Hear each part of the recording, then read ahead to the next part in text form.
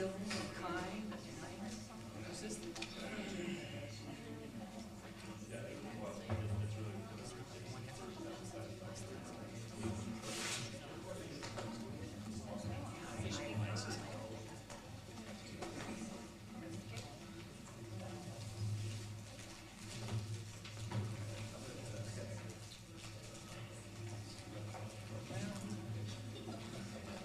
So let's talk.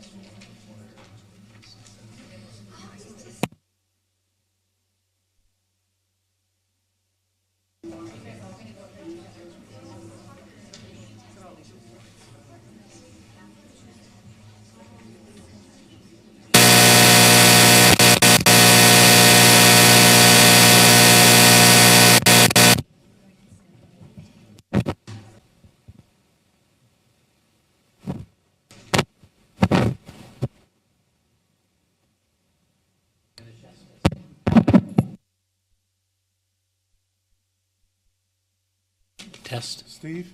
Do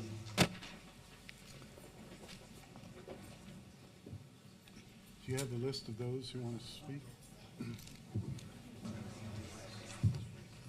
All right, Mayor. Good luck tonight. So, Good luck tonight.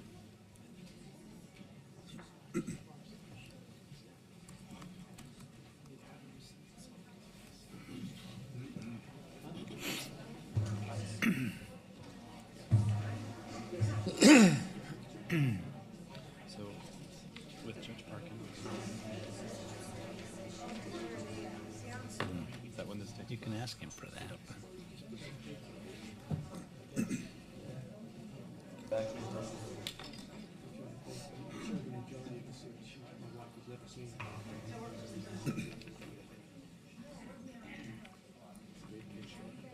so Bren, tell us when we're ready, technology-wise.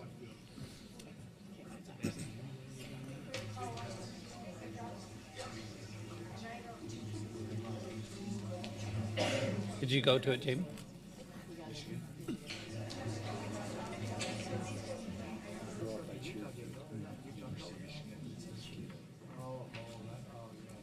Tied him in the second half, right? 0-0. Yeah, tied second half. Fortunate in the first. Or second half. You kind of develop a pattern of not doing very well in the first half of some games. And it carried over into the basketball season too. Just to prove it against some more, Gonzaga, and then you lose to Portland. then you beat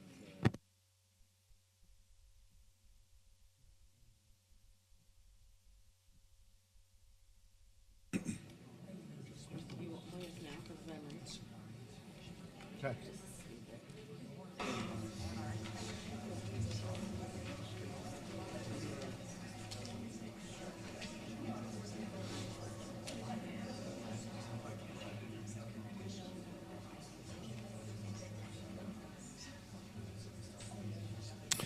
We would like to welcome everyone out to our City Council meeting this evening and call this meeting to order. We would like to begin by having an opening prayer by Andrea Sansbury and a pledge by Parker Johnson.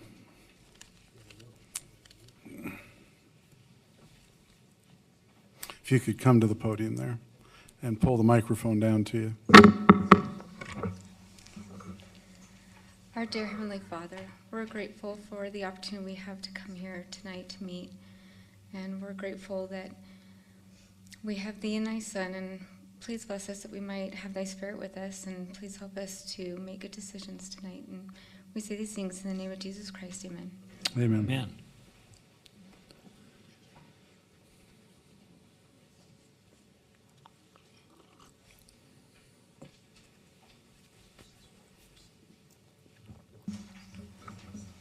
May the audience please rise.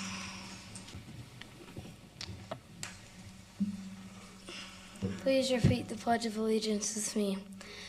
I pledge allegiance to the flag of the United States of America and to the republic for which it stands, one nation, under God, indivisible, with liberty and justice for all.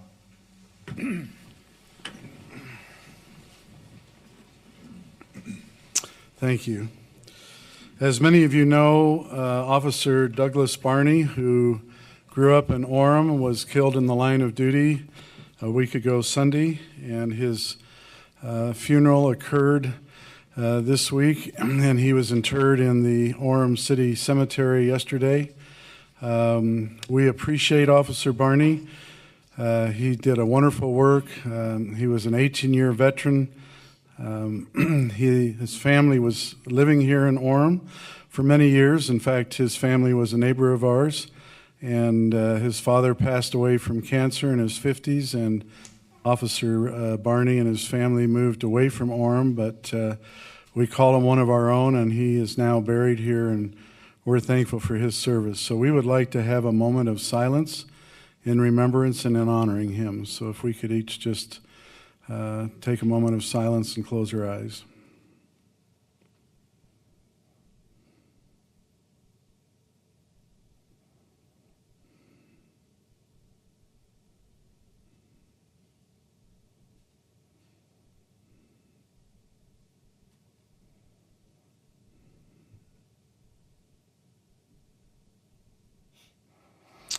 Thank you.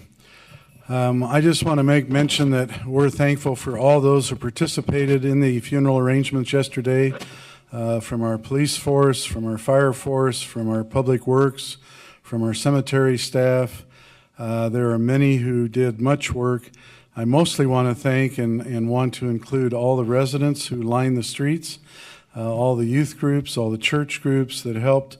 I had one of the officers mention to our group there at the cemetery yesterday, who is from a different state east of here, that he was so impressed with how much support our community gives to our police force and to our fire force. And we are thankful for those who protect our lives and keep our community safe and protect us and help us in times of need. So thank you to those who serve us, and thank you to those of our residents for honoring Officer Barney, and we appreciate Officer Barney and his family, and again, thank him for his service and what he's done to keep us safe and help us. We would now like to go ahead and move on. We have some upcoming events. Tomorrow, we have the Utah League of Cities and Towns Local Officials Day at the Utah State Capitol from 7 to 2. There will be lunch at the Salt Palace Convention Center. On February the 5th to the 6th, we have the City of Orem City Council Retreat at the Homestead in Midway. And then on February the 13th, we have a ribbon cutting for Advance Auto Parts at 10 a.m. at 1484 North State Street. If any of you get the chance to come to these ribbon cuttings, they're great events. The first year I was mayor, we had 58 groundbreakings, open houses, and ribbon cuttings. It's a great thing to see new businesses coming to our community. Just this last week, we had H&R Block open up a new facility across from the mall. And as many of you know, we're going to have Nordstrom's Rack opening up on March the 10th, where the Outback Steakhouse used to be. So great things are happening in Orem, and we appreciate those businesses coming to Orem. I don't believe we have any appointments to boards and commissions at the moment. And I guess I will. We would like to approve the minutes from the City Council Alpine School District joint meeting on November the 18th, 2015. Do I have a motion for that? So moved. Do I have a second? Okay, you need to push the red button. Okay. Second. Okay, all in favor, say aye. Aye. Thank you. So we would like to now read a proclamation of the National Radon Action Month. And we have some Mayor, members we have here. representatives from the Health Yes. Department and Habitat who are here with us tonight. If they would like to come forward.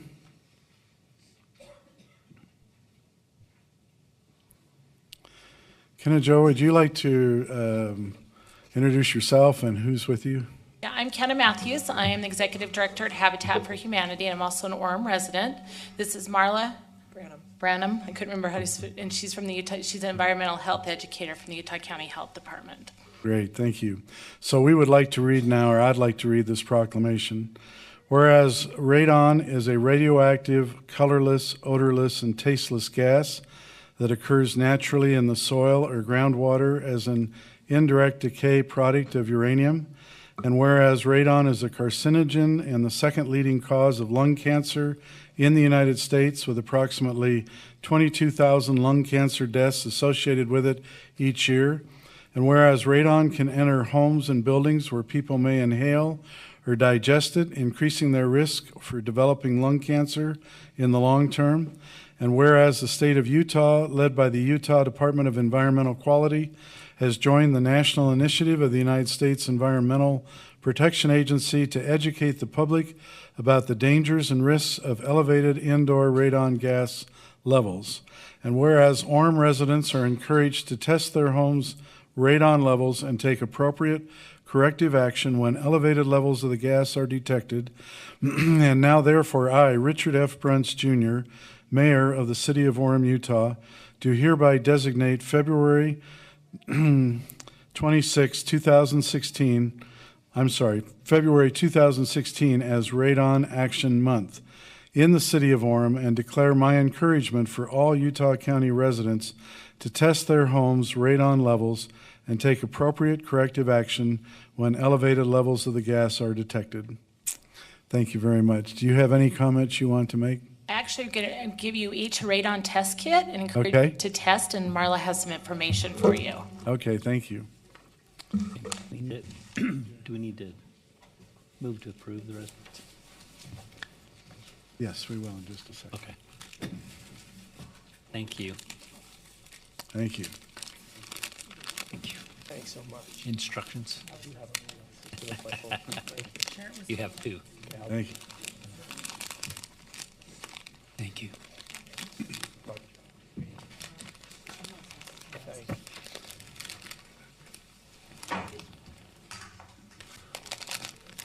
So do I have a motion to approve this proclamation by the City of Orem? So moved. Do I have a second? Second.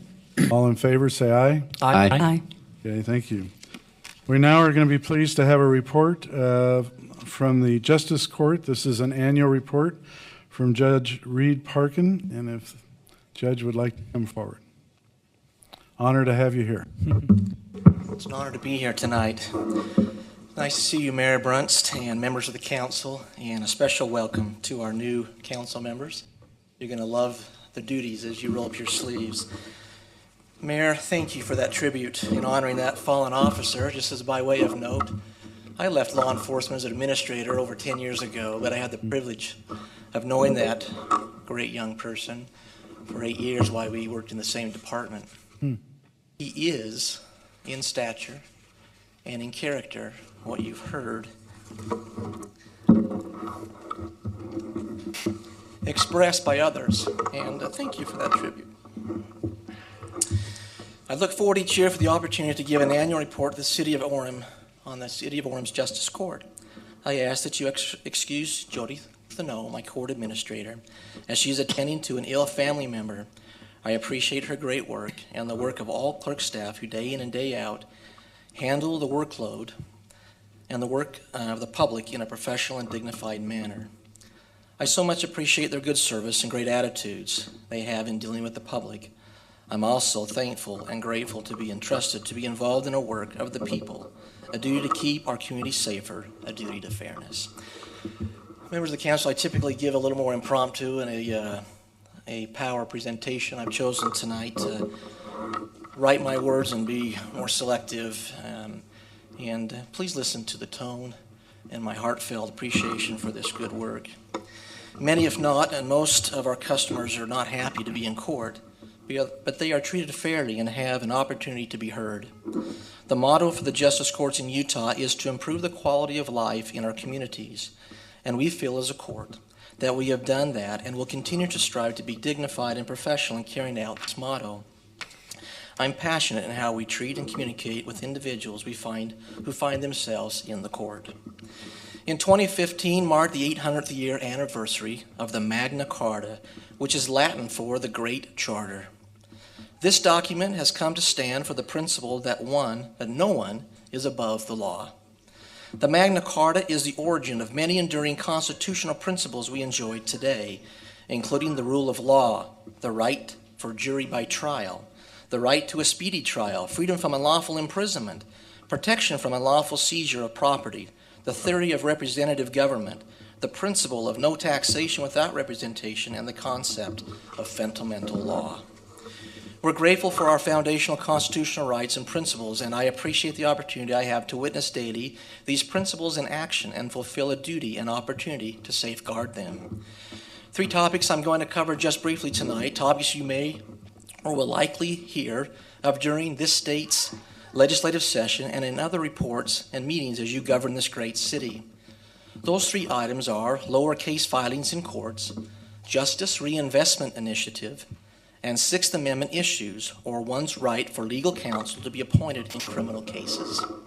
First, the topic of lower case filings. It is true case filings are trending down nationwide in both courts of record and in courts of limited jurisdiction, in both criminal and civil filings. It is true that in Utah, filings are down in both district and justice courts, in both criminal and civil filings.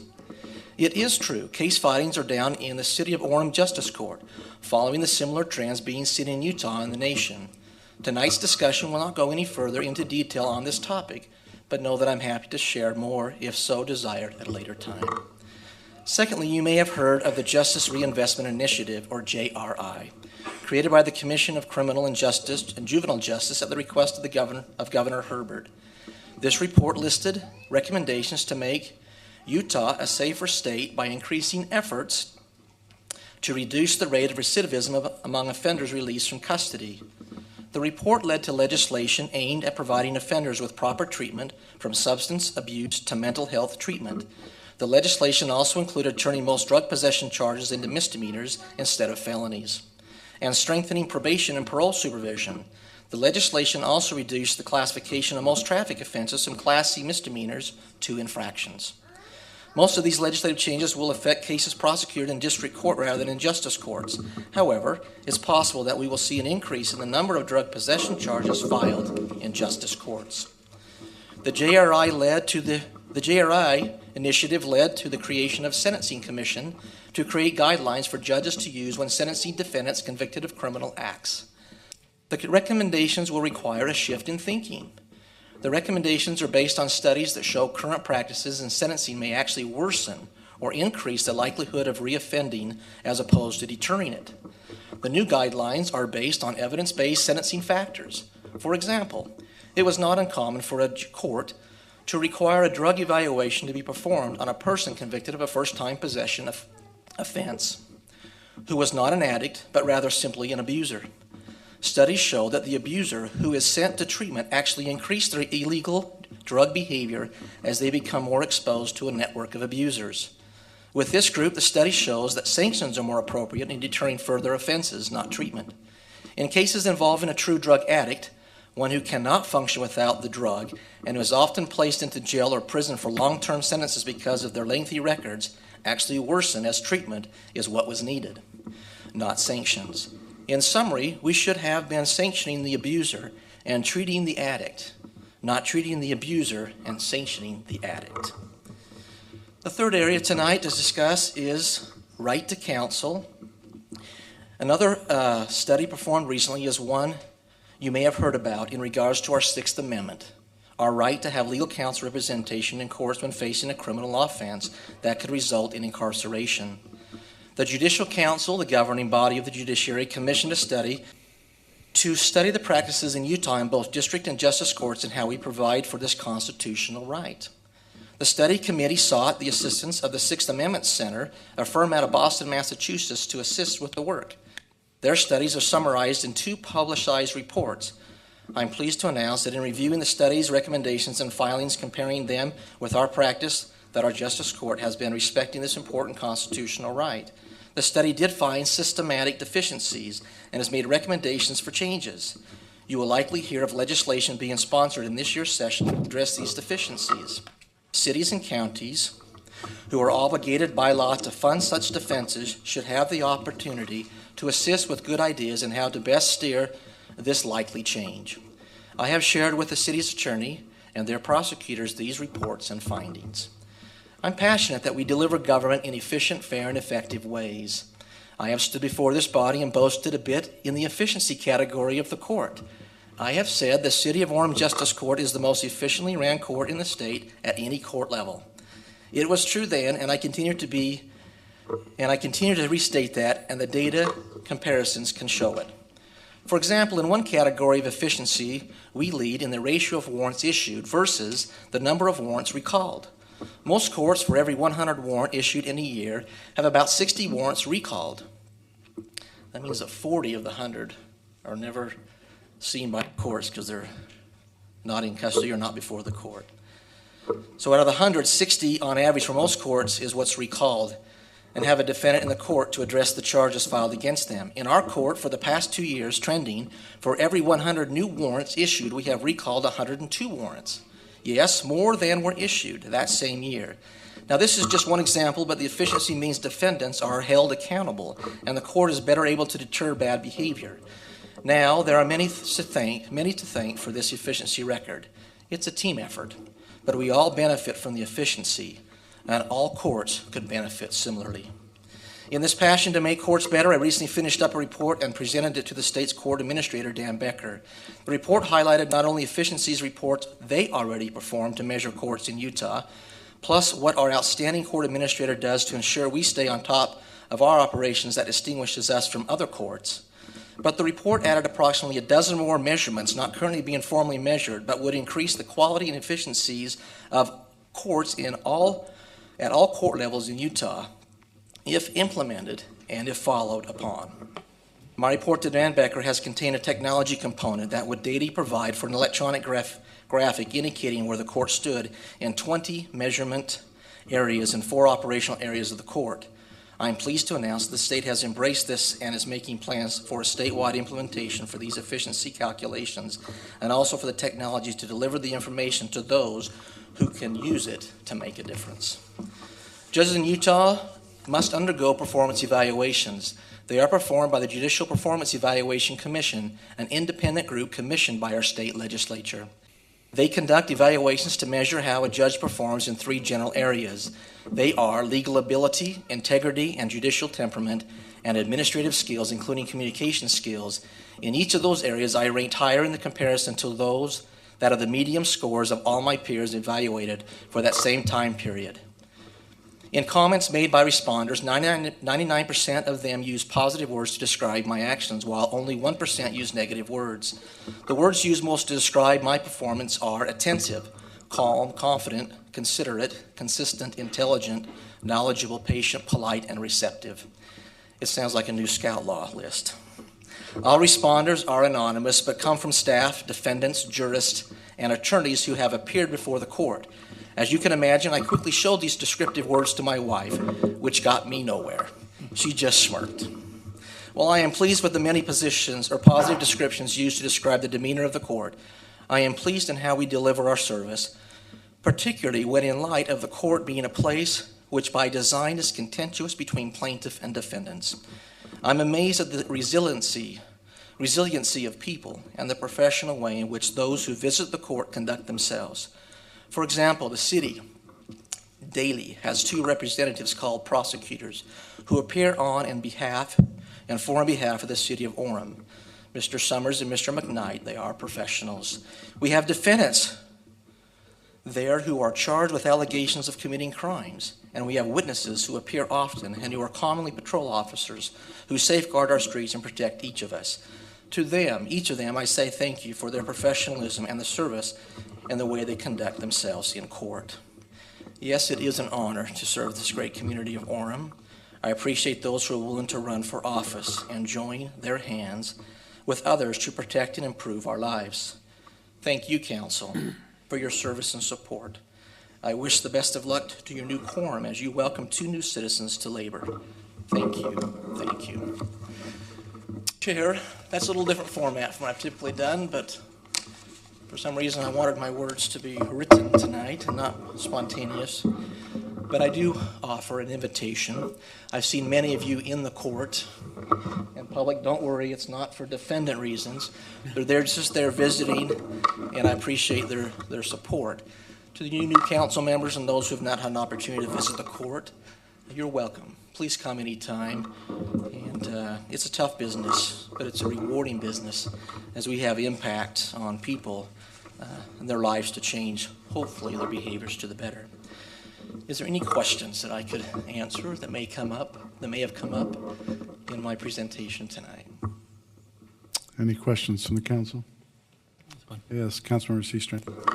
Thank you, Judge. I appreciate the volume of service that you do for the city. Do you feel like you're getting the resources you need from the city? Is there anything we need to be aware of or we need to do to make sure that you're, effectively have the tools you need to be effective in serving this capacity? Good question.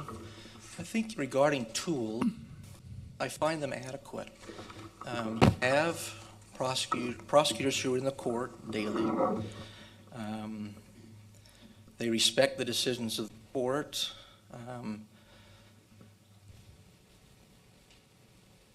The city has been responsive, I think, to the court's administrators' requests for manpower.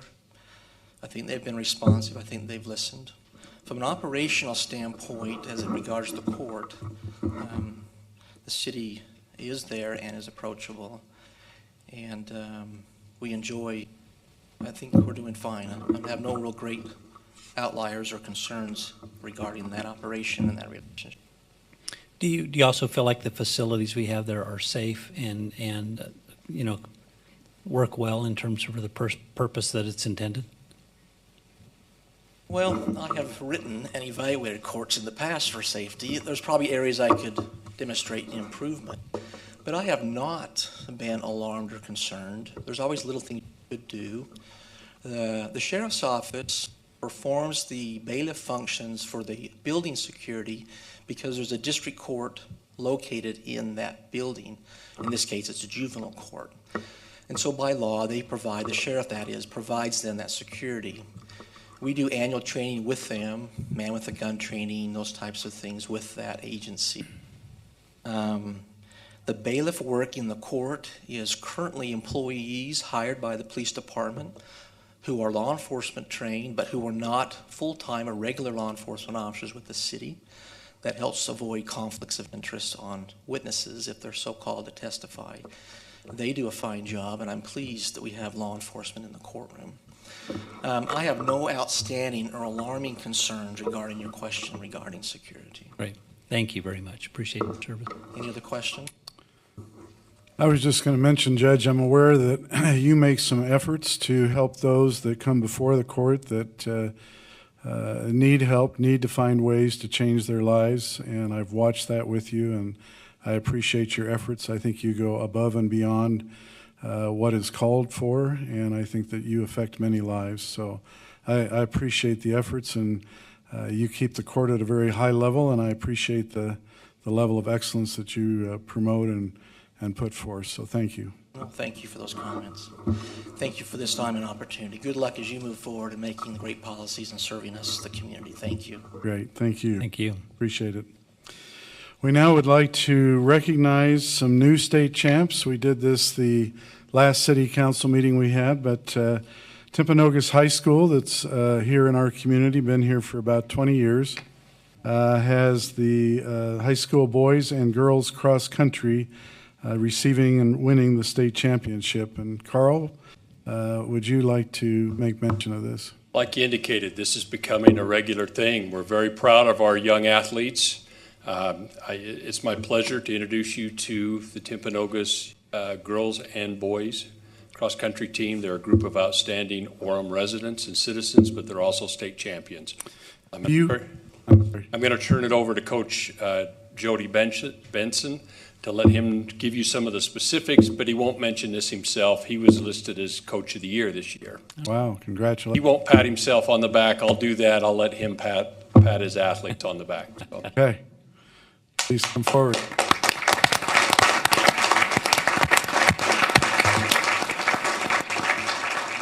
Thank you. So both boys and girls, this is our boys, two-time state champions. We won it, both boys and girls this year.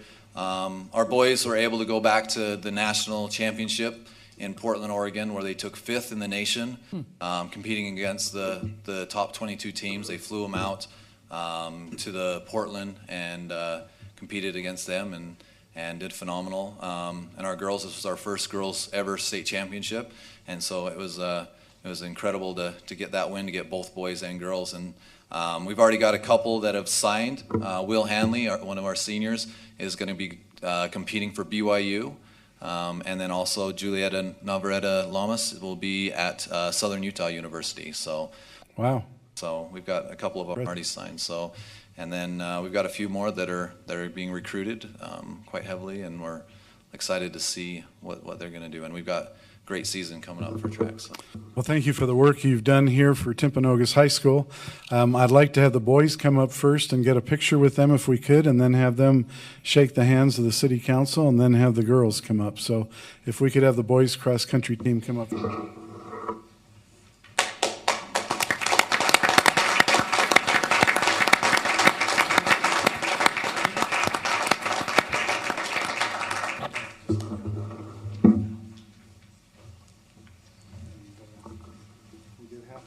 Side and half on the other.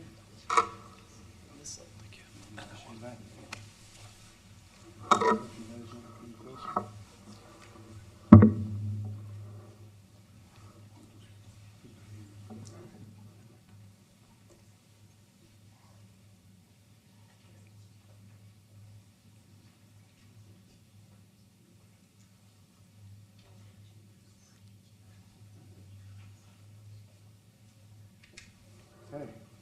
Thank you very much.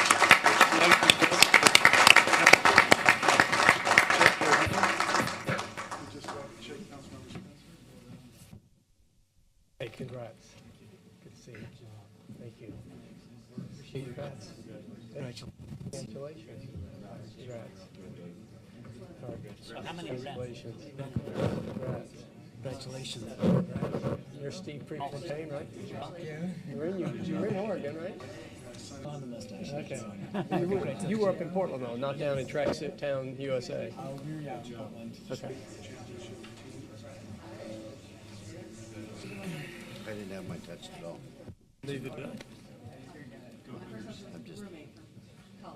We have girls cross country. He was your king.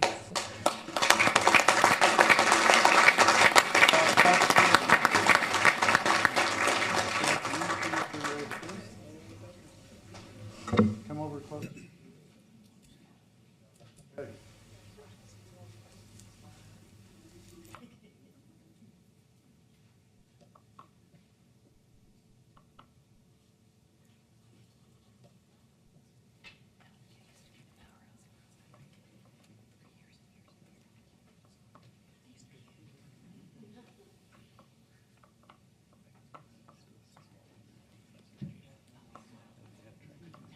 could stand still this long.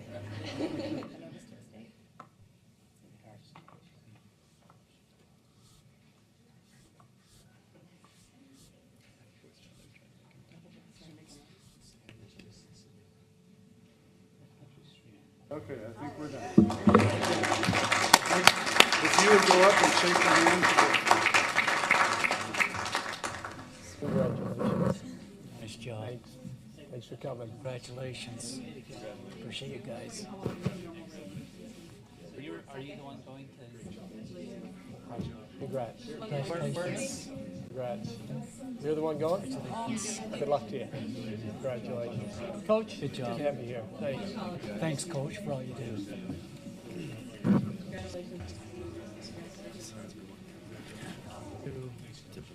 Oh, really? Thank you very much. Did you want to mention your assistant as well? Yeah, so I also I forgot to mention my assistants. Coach Caleb Scoville is our boys, helps out with the boys, and Brooke Davies. And then we also have a couple that weren't able to show up. Brooke is also an alumni from Timpanogos, and so it's great to have her back on back as the T-Wolves. So thank you again. I appreciate you guys. Thank you. Allowing us to come. Appreciate it. Thank you.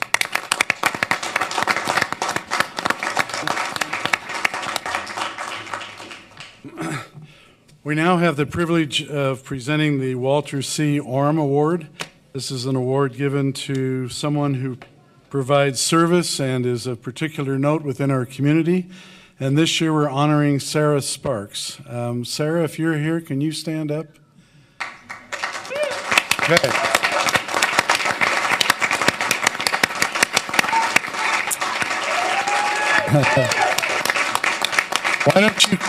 Why don't you come up to the podium if you would? And while you're here, I want to read a plaque that we have for you. So, as a city council, it's our privilege to recognize the outstanding efforts of dedicated, civic-minded individuals in our community. Tonight, it is our honor to recognize a woman who truly embodies the spirit of volunteerism and is going above and beyond the call of duty to make Orem a better place. It is our pleasure to recognize the distinguished service of Sarah Sparks and present her with the Walter C. Orem Award. Sarah has been volunteering at Orem Community Hospital for the past 21 years. While the hospital asks that volunteers complete 1 4-hour shift per week, Sarah, in fact, works 3 10-hour shifts per week and has dedicated over 20,000 hours of her life to helping the children, parents, and staff at the hospital. 23 years ago, Sarah and her husband retired to Orem after a career in the Air Force that carried their family all over the United States and abroad. Sarah made friends wherever she went and has continued making new friends as she serves the hospital's patients. Sarah is often seen comforting scared children, giving a hug to someone in need, and passing out her legendary peanut brittle to fellow volunteers and coworkers. Sarah has been an advocate for volunteerism in the community, especially among retirees. She says volunteering for older folks is good for you. It gets you out and with people and keeps your mind sharp. Despite having volunteered for over 20,000 hours, Sarah shows no signs of slowing down. Her supervisors praise her remarkable work ethic and her diligence in getting the training necessary to perform a wide array of technical work in the hospital's lab. Sarah and her late husband Neil have 4 children, 12 grandchildren, and 17 great-grandchildren. It is truly an honor to present the Walter C. Orem Award for Outstanding Community Service to Sarah Sparks. We celebrate her tremendous example of service and volunteerism and thank her for her many contributions to the Orem community. If you could all provide a round of applause for Sarah. Give her a stand.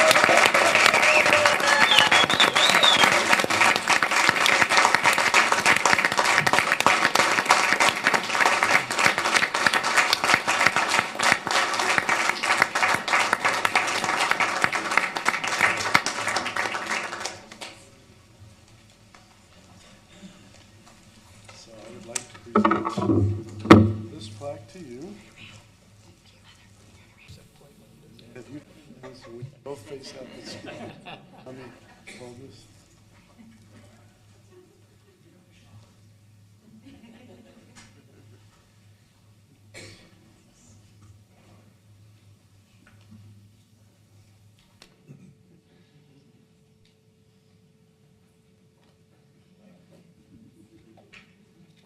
Okay, I think that is good. So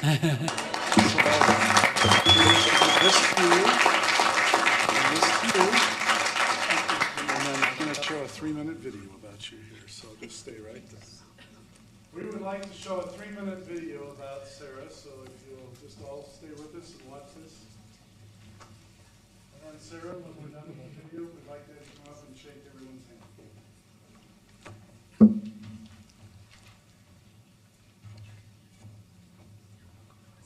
Well, you've heard this before. Time flies when you're having fun, but time slows when you're not. And there are a few places less fun than a hospital. And one woman at Orem Community Hospital knows that, and she's dedicated her life to speeding up the clock.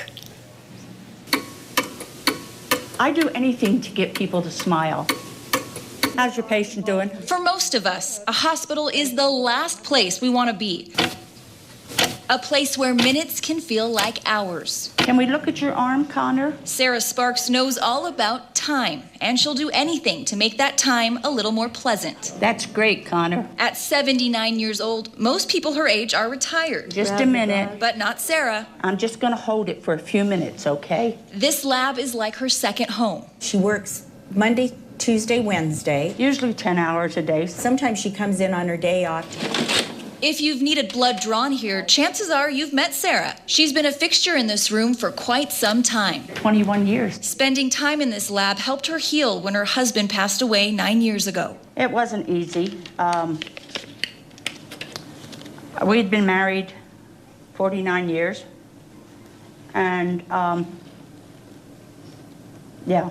But here, she's found family. She's everybody's best friend. Well, I like them. I don't know if they like me, but I like them. Sarah says she couldn't imagine punching a clock anywhere else. If you don't like something, you're not going to stay with it for 21 years and not get paid. That's right. Sarah's not an employee. You can't do any job that is hers because that's her job. So don't ever try to do it. She's basically a 79-year-old full-time volunteer. Doesn't that seem a little crazy? Not to me. To somebody else, probably, but not to me. Sarah says when you get old, you need to keep busy, and she has no interest in finding a hobby. Husband also collected golf balls. I hate to tell you this, but when he died, he had 66,000 golf balls. In case you couldn't tell, that's not exactly something she's about to do. He had a storage shed. So instead of golf balls, Sarah collects something else. She collects time. Time in the form of volunteer hours. Almost 20,000 hours. Let's let her say that again, just so it sinks in. 20,000 hours? No, I was thinking it was more than that even. Like I said, what would I be doing? I could read all day. For Sarah Sparks, this hospital is the only place she wants to be. When minutes feel like hours. What a cutie. Sarah's here, working for free, hoping to make the clock run a little more quickly. People go out of here smiling. They can come in here, what a day. But when they leave, they smile. It makes giving blood not seem so bad, huh? No. Sarah may not get paid, but she does get gifts of free movie tickets every once in a while. She says she's hoping to see some movies over Thanksgiving. So, hey, if you're in the area, feel free to drop some by. I'm sure she'd love to say hi. Thank you. Sarah, if you come forward.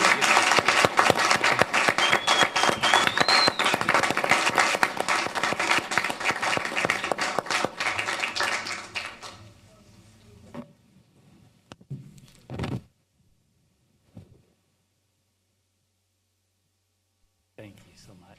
Real pleasure.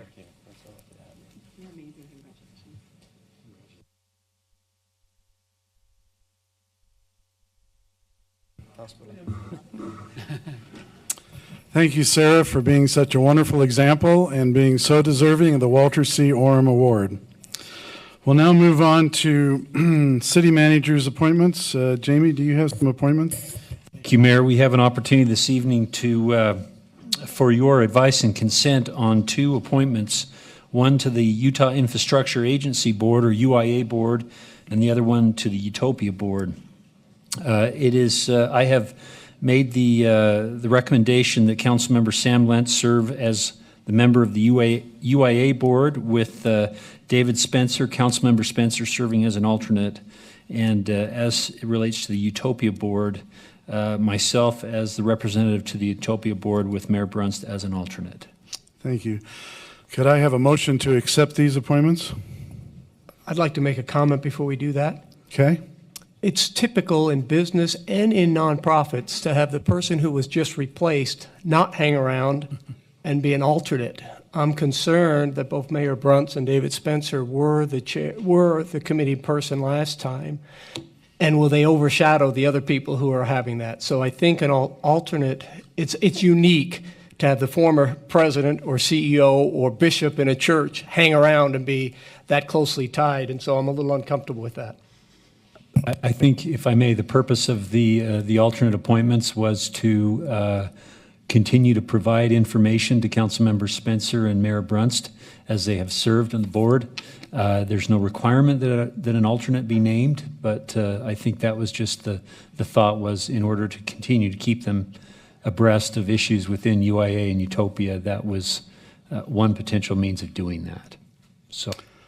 I have also noticed that in certain boards and cases that those who are going out stay with it for the next term to help with those that are in. So I would recommend that we move ahead the way it's been mentioned.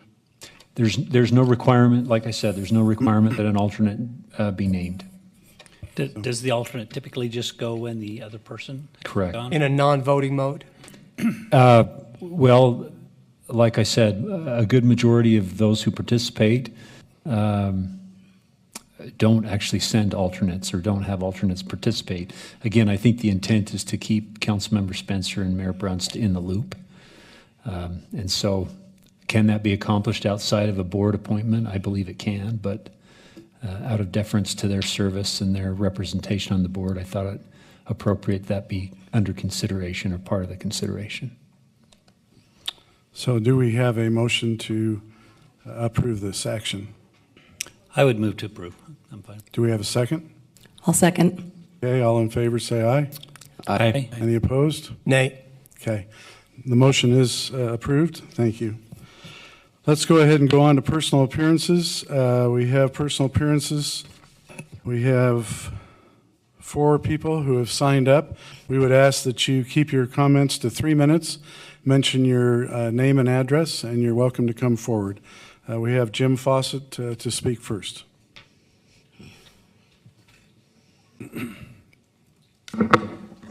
Hi, Jim Fawcett, 453 780 North in Orem.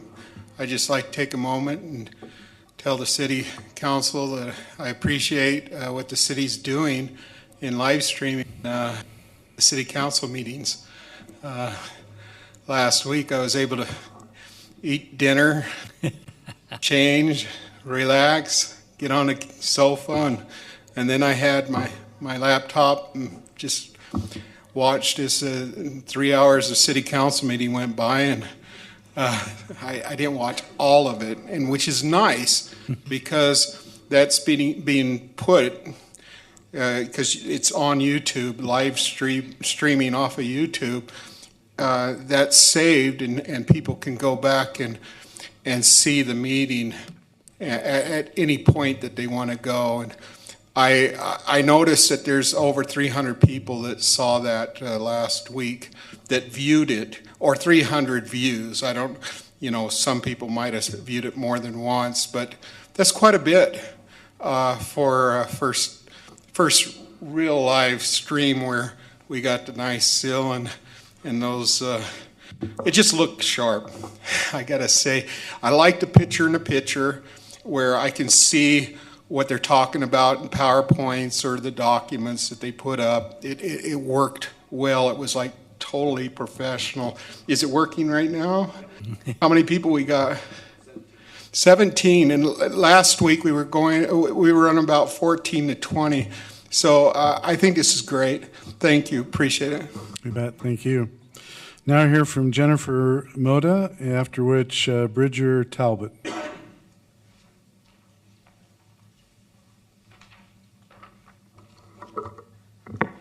Hi, my name is Jennifer Moda, and I am actually in Eagle Mountain right now. I'm divorced. I'm a member of the LDS Church and a student at UVU. but most importantly, I am a mom of 4 beautiful children. We are domestic violence survivors of 4.5 years. We left our abuse in Orem in 2011, shortly after my ex pulled a gun on me while I was holding our 2-year-old daughter. I feel very fortunate to be alive and be standing here in front of you today. I had hoped leaving would be the end and our happy ending to our story, but it proved to be the beginning of our nightmare. My ex gets around the protective order to harass me by continually filing numerous lawsuits against me, stating he will not stop until I do exactly as he says. He stated he'll stop hurting our children if I agree to his demands, and when my protective order is removed, he will be coming for me. We need the police and other departments to do their jobs in order to keep us safe. Our lives depend on it. I'm here today because I need your help. Instead of finding protection and safety, we've been having repeated problems with the Orem police, assisting my ex-husband and harassing me to the extent of an illegal search and seizure in my Eagle Mountain home. I don't understand why the officers will take the side of an abusive man over my son, who has the courage to call dispatch 911 for help. I don't understand why an Orem officer can go into the abusive home, have my children confide their fears, and tell him about the abuse they endure, and be dismissed to be told that they are habitual liars.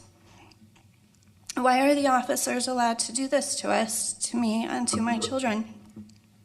Having to stand here and state these officers have done this and more makes us angry. I'm angry that I found the strength to leave the abuse just to get to the other side and find I'm not only still face to face with my ex's abuse, but I'm now struggling with some of the officers as well. Never knowing if I need to be afraid or wondering if they're not going to help us is terrifying. I'm here because I need your help to make things right before someone gets hurt or maybe even killed. I need the help and the support of the Orem police to keep my little family safe. My children and I no longer feel safe in trusting the Orem Police Department. We've lost faith that they will help or protect us, and often we fear that they will cause more harm. I'm a scared mom who needs protection for her children as well as myself. I cannot allow Orem Police Department to dismiss the abuse or dismiss my protective order or continue with the disregard for laws and procedures. I have followed the chain of command with no results.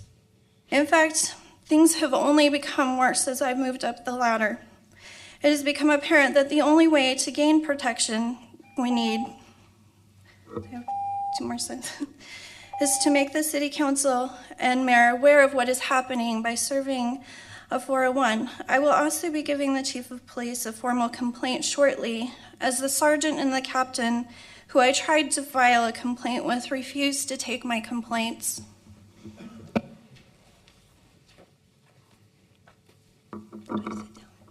Okay, thank you. We'll now go on and hear from Bridger Talbot. Good evening. My name is Bridger Talbot. So I served on the Orem City Youth Council when I was in high school. Lived in Orem practically my whole life, over at 120 West, 1000 South, near Lake Ridge Junior High School, and not far from the intersection of 800 South and 800 West, where it's been proposed that we build an apartment complex housing about around 1,100 residents. So I just wanted to express my opposition to this plan, but I hope to be able to do so in a way that will increase understanding. I recognize that building new apartments is never a popular decision and that there's always opposition. And I fear that I and other residents who are opposed to this are seen as naive people who are opposed to rezoning any neighborhood or street or orchard. And I do recognize that there are benefits that come with having more apartments in Orem. I think the main concern that I have as a resident is that this complex that's been proposed to be built is too big and too close to these other areas of Orem. For an example, in the past I've lived in an apartment complex that had about 480 tenants with about 400 parking spaces, so about 80% tenant per stall. And I noticed that as much as every night, as much as 2 blocks away, there's cars parked in all these residential areas. So I asked around to some of the people I lived with, and I found out people invited friends over who couldn't park at the complex. People had multiple cars. People couldn't afford or kept forgetting to buy a permit. There was all these reasons why people would end up parking on the street and clogging these residential areas. So I noticed that on paper and in theory, the complex where I lived at shouldn't have caused any problems, but in the real world it did. And I have similar fears that things like that will happen with this proposed complex, which is much larger. In addition to the parking, I have fears about the traffic. I don't think that some increased stoplights will compensate for hundreds of more cars on the road. And I do feel that's a legitimate fear. There are no services or grocery stores near that area, and it's sort of contrary to the plan that's been stated, this intent to have an urban walking environment near State Street, near the major areas of Orem. So considering the parking and the traffic and the tall buildings and all the changes that will come with rezoning, I hope we can see why there are so many residents who are opposed to building this complex in that area.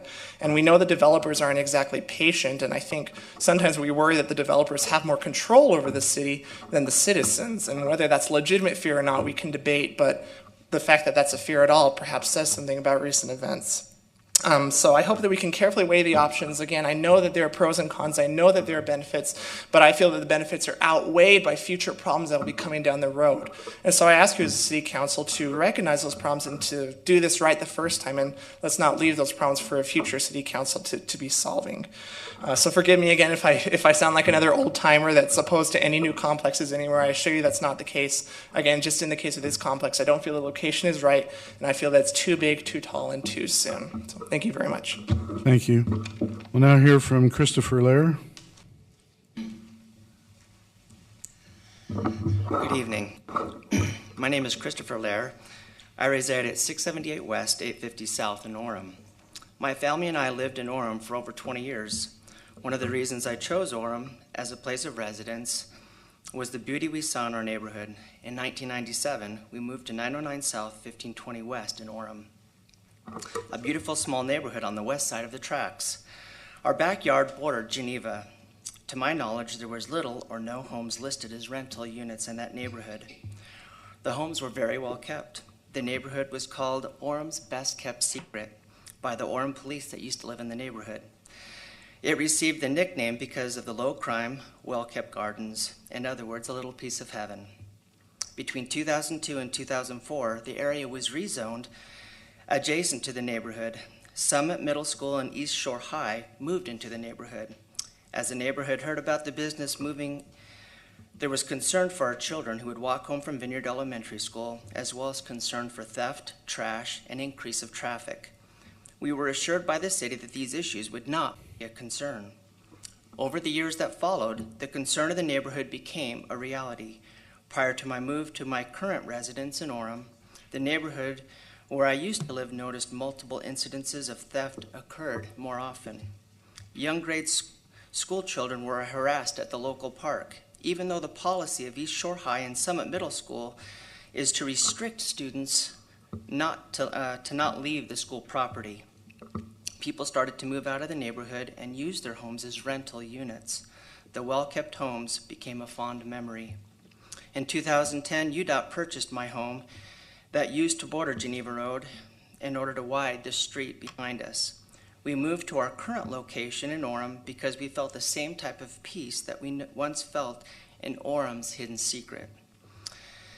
If the rezoning happens near my current home, which is near 800 South, which the gentleman before me just mentioned, I fear my home will be compromised with the aforementioned results. There are currently many high-density housing structures being built off Geneva. Do we need another high-density unit so close to homes? It has also been rumored that in order to facilitate the 800 South rezoning, that 800 South will have to actually be closed off partially in order to accommodate the high-density unit that's going to be proposed. I am opposed to this, and I hope that you'll reconsider the rezoning of that area. I also noticed on the Orem.org site that I was looking at that there's a good neighborhood practice, and I wanted to find out if this rezoning actually would compromise that good neighborhood that we're talking about. Thank you. Thank you very much. We'll go ahead now and close our personal appearance time, and we'll go on to our schedule items. I don't believe there's any consent items at this time. So we'll go to item number 20, which is a public hearing. This is an ordinance amending section 22-5-3A and the zoning map of the city of Orem by zoning approximately 1.7 acres of property located generally at 1860 North, 860 West from the R8-Ash zone to the PRD zone. Our presenter is Jason Bench.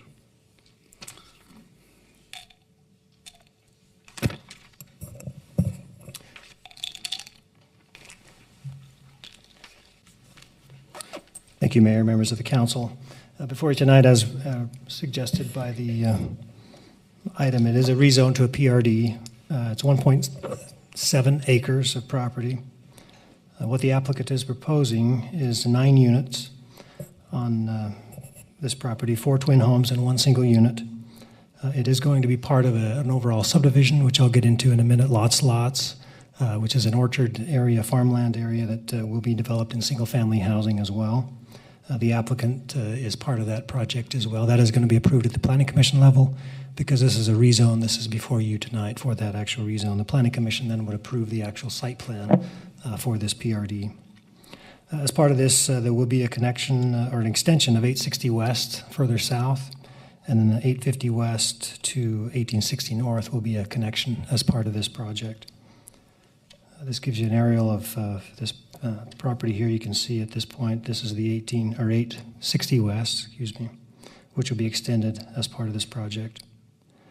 The concept plan that you can see there is made up of 4 twin homes and 1 single home with the street being extended. As part of the project, as you can see on the overhead, so the red outline is the PRD. The blue areas in this area and in this lower, in this lower area are be part of the subdivision process that's coming forward. This area in here is part of the plat, but will not be developed at this time. There are 3 existing homes, and then this future portion here will be developed in the future. So this street connection will not be made at this time, but will be done in the future. But tonight we're just simply discussing the concept plan for the PRD and the rezone of the property. These would be the elevations that are proposed by the applicant for that rezone. And the Planning Commission did review it and did recommend to the council approve the rezone at this time. And staff does support that request as well. Any questions that I can address? Is the applicant here? They are.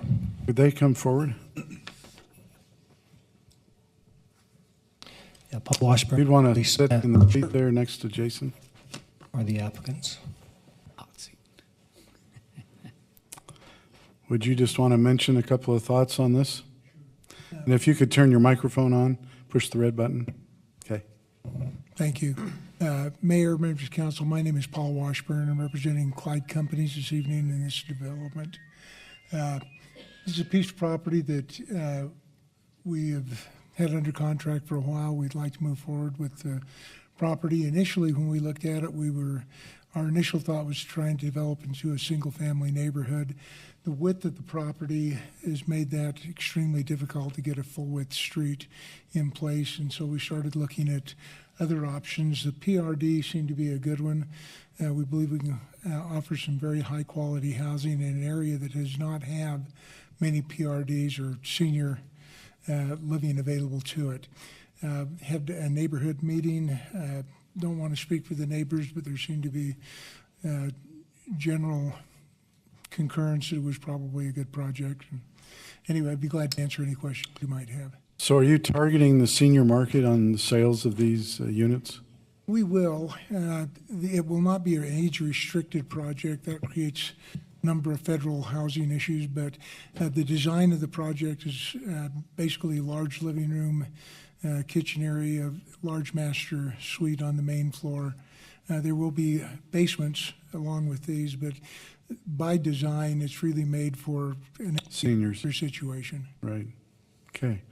Councilor McDonald has a question. Will most of the basements be finished or unfinished? It's going to depend on the tenant and what they would like to have happen. Tenant, are you selling these units or renting these? No, okay. these are all going to be sold units, and buyers would have the option of finishing basements, either some or all, and obviously the upstairs main floor would be completely finished. And are you developing the 3 lots to the west of this piece of property too?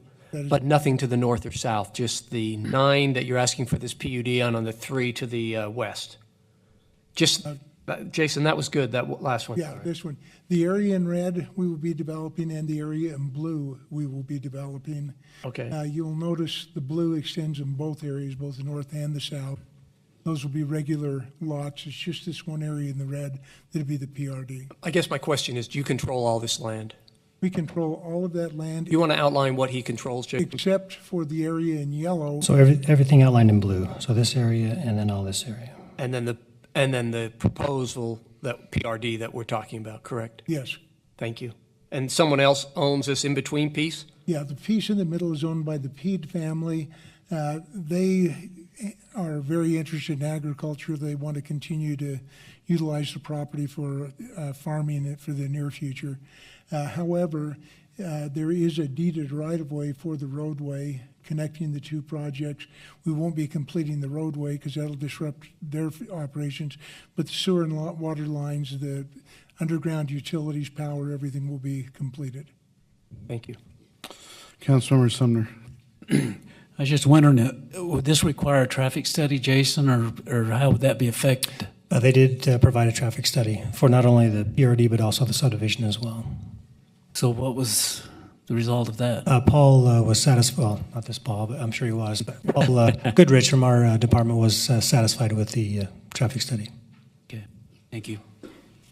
Any other comments or questions? Yes, Councilmember Lord. So if the people who own the yellow portion and you need to connect that road, do you have agreement with them eventually to put that road in or no? Well, they can always connect that at any time. The underground utilities will be in place. It'll just be a matter of what point in the future they decide to develop. Like any other developer, they would just connect the. But you don't have an official agreement with them at this point? It's part of the plat, so that the street itself will be an easement across there. So if anyone comes in and whether the PEDs develop it or they sell it in the future, the city will require that street to be connected. Right. That's what I want to know. Councilmember Seastrand. Yeah, so the lower part, the lower blue area, you are going to develop that then independently of the. Yes, they will. How will you connect the roads there then if the 880 West does not go through? So this is connected at this point, and it Then will will actually just dead end going come up and actually come up here, and this will connect into 8th West. Actually, So that 60 connection will- does go through. And then this will be a dead end right here. So this is full connection, and then this is a full connection. Okay. Thank you. Any other questions? Councilor McDonald. So the piece we're looking at approving will only have one ingress and one regress, right? Currently, that's correct. Currently, and until sometime, unknown time in the future when the yellow piece may or may want to be developed. Right. But it's not that many lots. I mean, we have other places that only have one ingress and regress. I mean, we're only talking about a dozen lots in there. Right, and if you look at the aerial right now, you see this is the red, so that it actually connects right here to 8th West. So it does have a pretty direct connection to a main thoroughfare. Thank you. Any other comments or questions by the council? Okay, this is a public hearing, so we will go ahead and open it up to the public. Anyone who would like to speak to this issue is welcome to come forward. Keep your comments to 3 minutes and give us your name and address. Seeing that there is no one coming forward, we'll bring it back to the council. Any questions or comments from the council? I would just like to mention I went and visited the site. It's interesting to see some of the old fruit trees that are there. This is an old orchard. There's an old barn there. If you go back to 1977, our city produced 4.9 million tons of cherries per year. But our orchards have pretty much vanished. We have a few left and have been replaced by family homes. I know the orchards out in West Mountain have been growing and growing. So I don't know that we've lost them. They've just moved to a different area. And I think in the city of Orem, we raise families and do well at that. I think this would be a beautiful development for seniors and for those elderly families. And the homes look beautiful. So I find this to be a favorable development, and I think it's in a good area. Thank you. Would anyone care to make a motion? Mayor, I move that we amend Section 22-5-3A and the zoning map of the City of Orem by zoning approximately 1.7 acres of property located generally at 1860 North, 860 West from the R8-ASH zone to the PRD zone. Is there a second? Second? Okay. Councilmember Lurie? Aye. Aye. Aye. Aye. Aye. Aye. Aye. Okay, the ordinance passes. Thank you. Thank you. Jason and Paul. We'd now like to go on to a public hearing for the Stormwater Utility Master Plan. This is a resolution to adopt the 2016 Stormwater Master Plan and accept the stormwater user rate study. So not the rates, but the study. Our presenters are Reed Price and Chris Shirkey.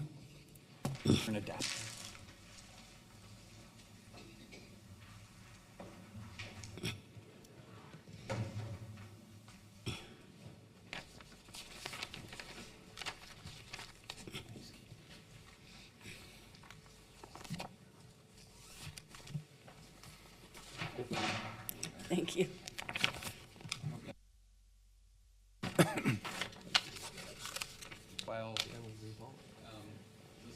It's not on. Push the red button. Did push? Oh, okay. I pushed it down.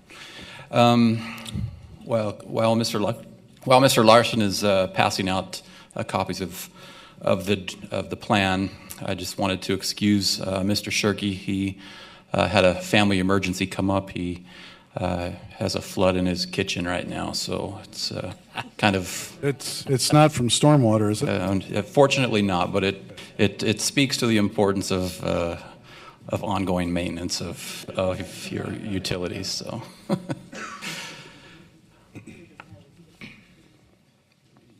This is not a show. Let me start over.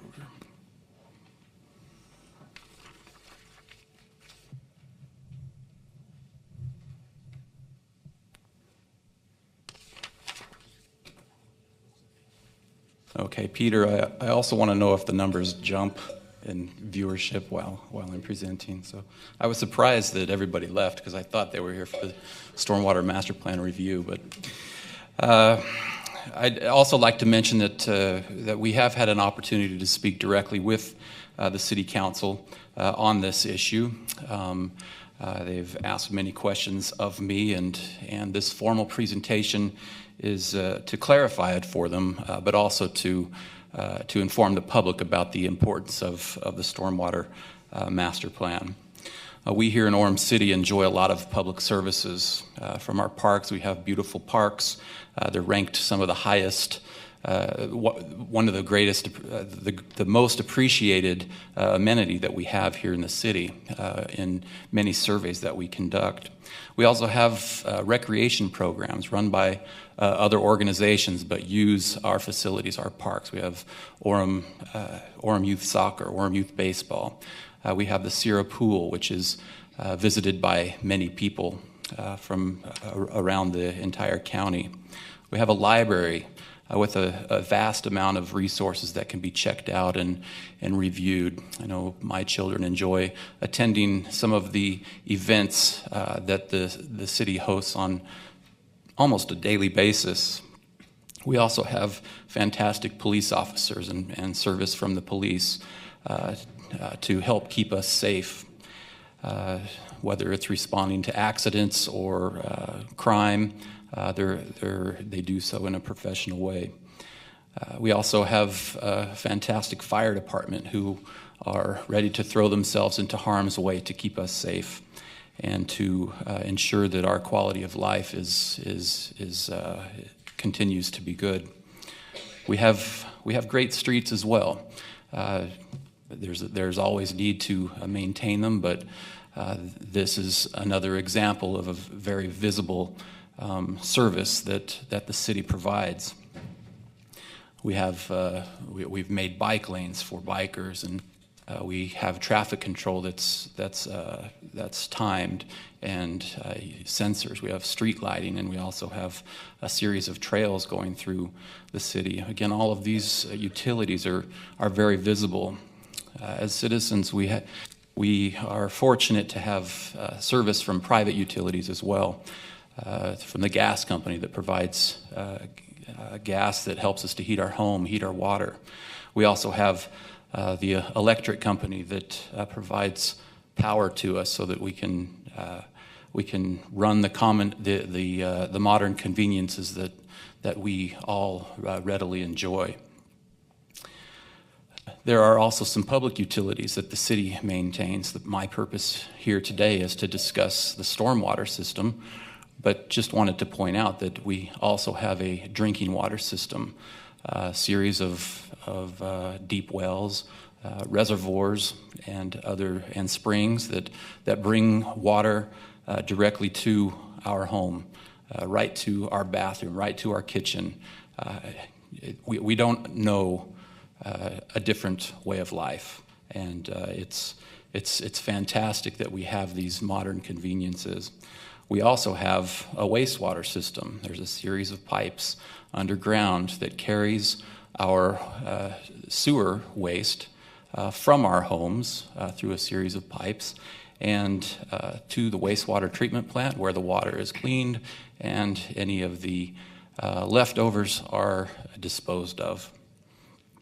Now, as I've learned through the years, the importance of maintaining these different services, whether it be parks or police or library, these are all very beneficial things. I came to know of an author named Charles Fishman who did a lot of research and wrote a book called The Big Thirst, and I thought some of the points that he made were very poignant.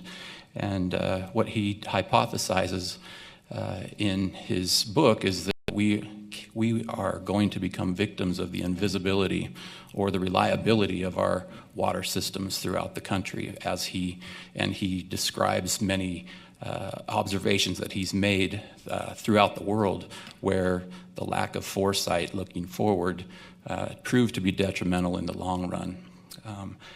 In his book, brief summary is, we take great comfort from sliding into a hot bath, and we will pay 1,000 times the price of tap water to drink our preferred brand of the bottled version. We love water, but at the moment we don't appreciate it or respect it. We must rethink how we approach and use water. The good news is that we can. Knowing what to do is not the problem. Ultimately, the hardest part is changing our water consciousness.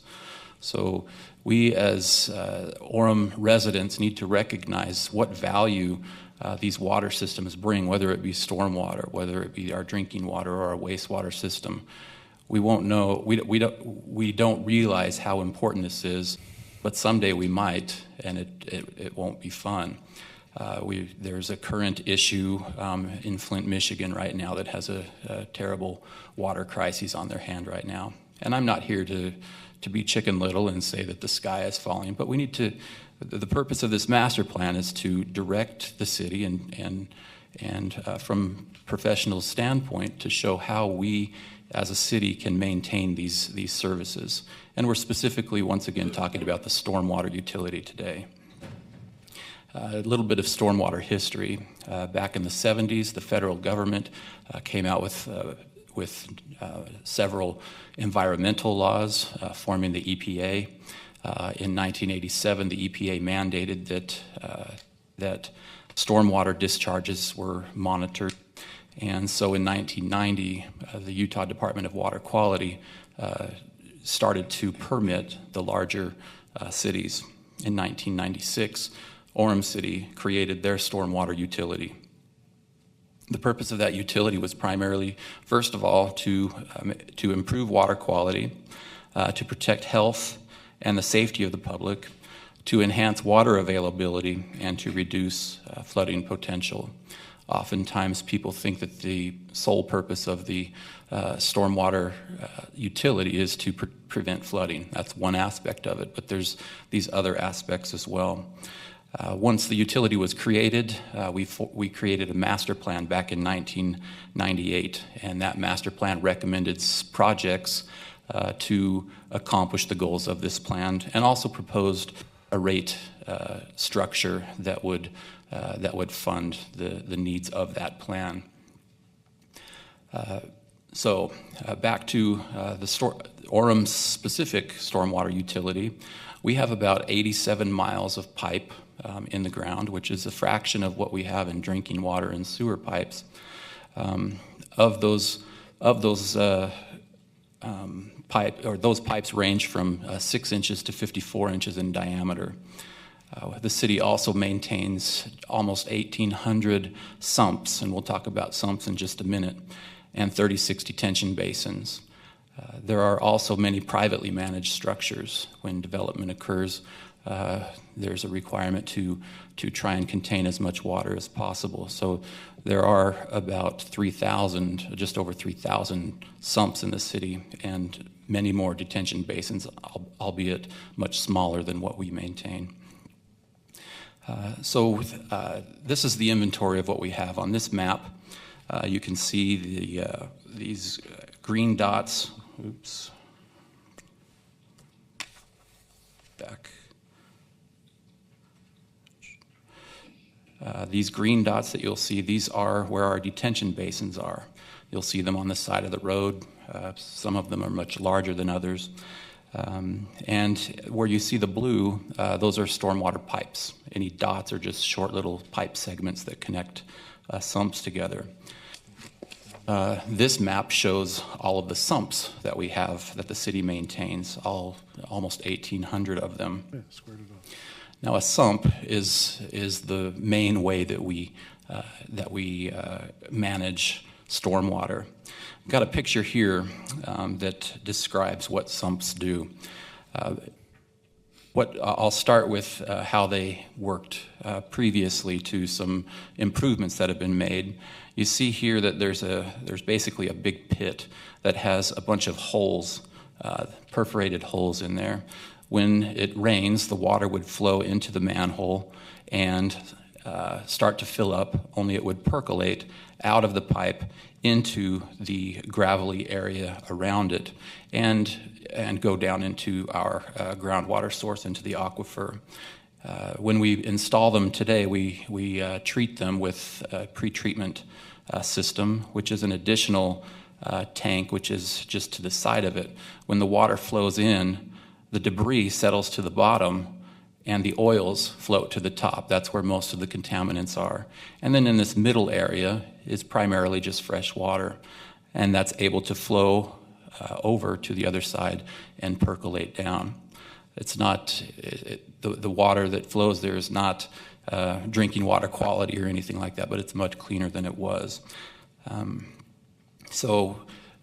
We'll talk about this particular issue in just a little bit, but just to state that one of the goals of this plan, as it was back in 1998, is to pipe water away from areas that are important wellhead protection areas that protect drinking water sources. We decided we needed to update our master plan from 1998. It's been almost 20 years. We contracted with Bone Collins and Associates. Keith Larson, the project manager, is sitting here to my side, and he's here in case you guys ask me some difficult questions that I don't know the answers to. So we worked with them and asked them to provide some recommended improvements that would resolve some existing and future deficiencies, and also to conduct a rate study that would allow us to build the projects that are needed to accomplish the goals of the master plan. So you just received a copy of that plan. Several weeks ago, we provided a link to you as well online. These two plans, both the Stormwater Master Plan and the Stormwater User Rate Study, are available to the general public and have been for several weeks at our website at utilities.orem.org. So the scope of the project, after reviewing the information that we provide them, the main things that we ask them to do is to create a model that could make sure that we could handle a 10-year storm. We ask them to provide us solutions for existing and future deficiencies and to prioritize those with the staff. And we also ask them to provide solutions to move water away from the wellhead protection areas into areas that are not protected within the city. Reed, could I stop you there for just a second? You just mentioned that you asked them to base it on a 10-year storm. I know that in the not-too-distant past, we've had a 100-year storm. How often do we have a 100-year storm? And is it normal for a city to build it to a 100-year or a 10-year? What's the financial difference between the two? It's the other way. Oh, is it? Oh, we're on. So a 100-year storm represents the storm that has essentially a 1% chance of happening in any specific year. But when you go through the statistics of it, it can happen more often than that. You could have 100-year storms back to back. Statistically, though, you have a 1% chance in any given year. The challenge you have is with storm drain, if you design infrastructure for that extremely rare event, you end up with extraordinarily large pipes to convey that water away that the capacity only gets used very infrequently. So there is a balance between being able to convey the water away and cost. Most cities have currently in the state of Utah have a design storm standard of 10 years. There are a few that have 25-year, but the vast majority are at the 10-year standard. So the cost to benefit ratio isn't really there, or it makes it feasible to plan for a 100-year storm. But if we do get a 100-year storm, or if a community gets that, I know that the citizens then have a complaint saying that the city didn't plan ahead and the water's overflowing too much, coming in my basement, et cetera. But well, and when we talk about the 10-year storm, we are talking specifically about pipelines to capture and convey the water underground. Generally, as we approve development in the city, we also design for additional conveyance in the street section up above. The goal is always to try to avoid flooding. We don't always accomplish that goal, but the vast majority of the time, even those larger storms may be conveyed in the street and may be a nuisance if you're out trying to drive during those really heavy storms, but we still try to avoid that flooding by using the street section. Okay, thank you. To continue, we also asked the consultant to develop some utility rate options for the city to consider. We also asked they were part of reaching out to the public to inform them through a series of public open houses. We created mailers to send to the city, and we've kept our website up to date. We also work closely with the Public Works Advisory Commission, which has worked arm in arm with staff and with the consultant in reviewing these documents. And Mr. McDonald on the council was an integral part of that study process. Let's talk briefly about wellhead protection areas. What these are, the city has 9 deep wells which pump water out of the aquifer into our drinking water pipes. Those pipes go into our homes where we can call for it whenever we want.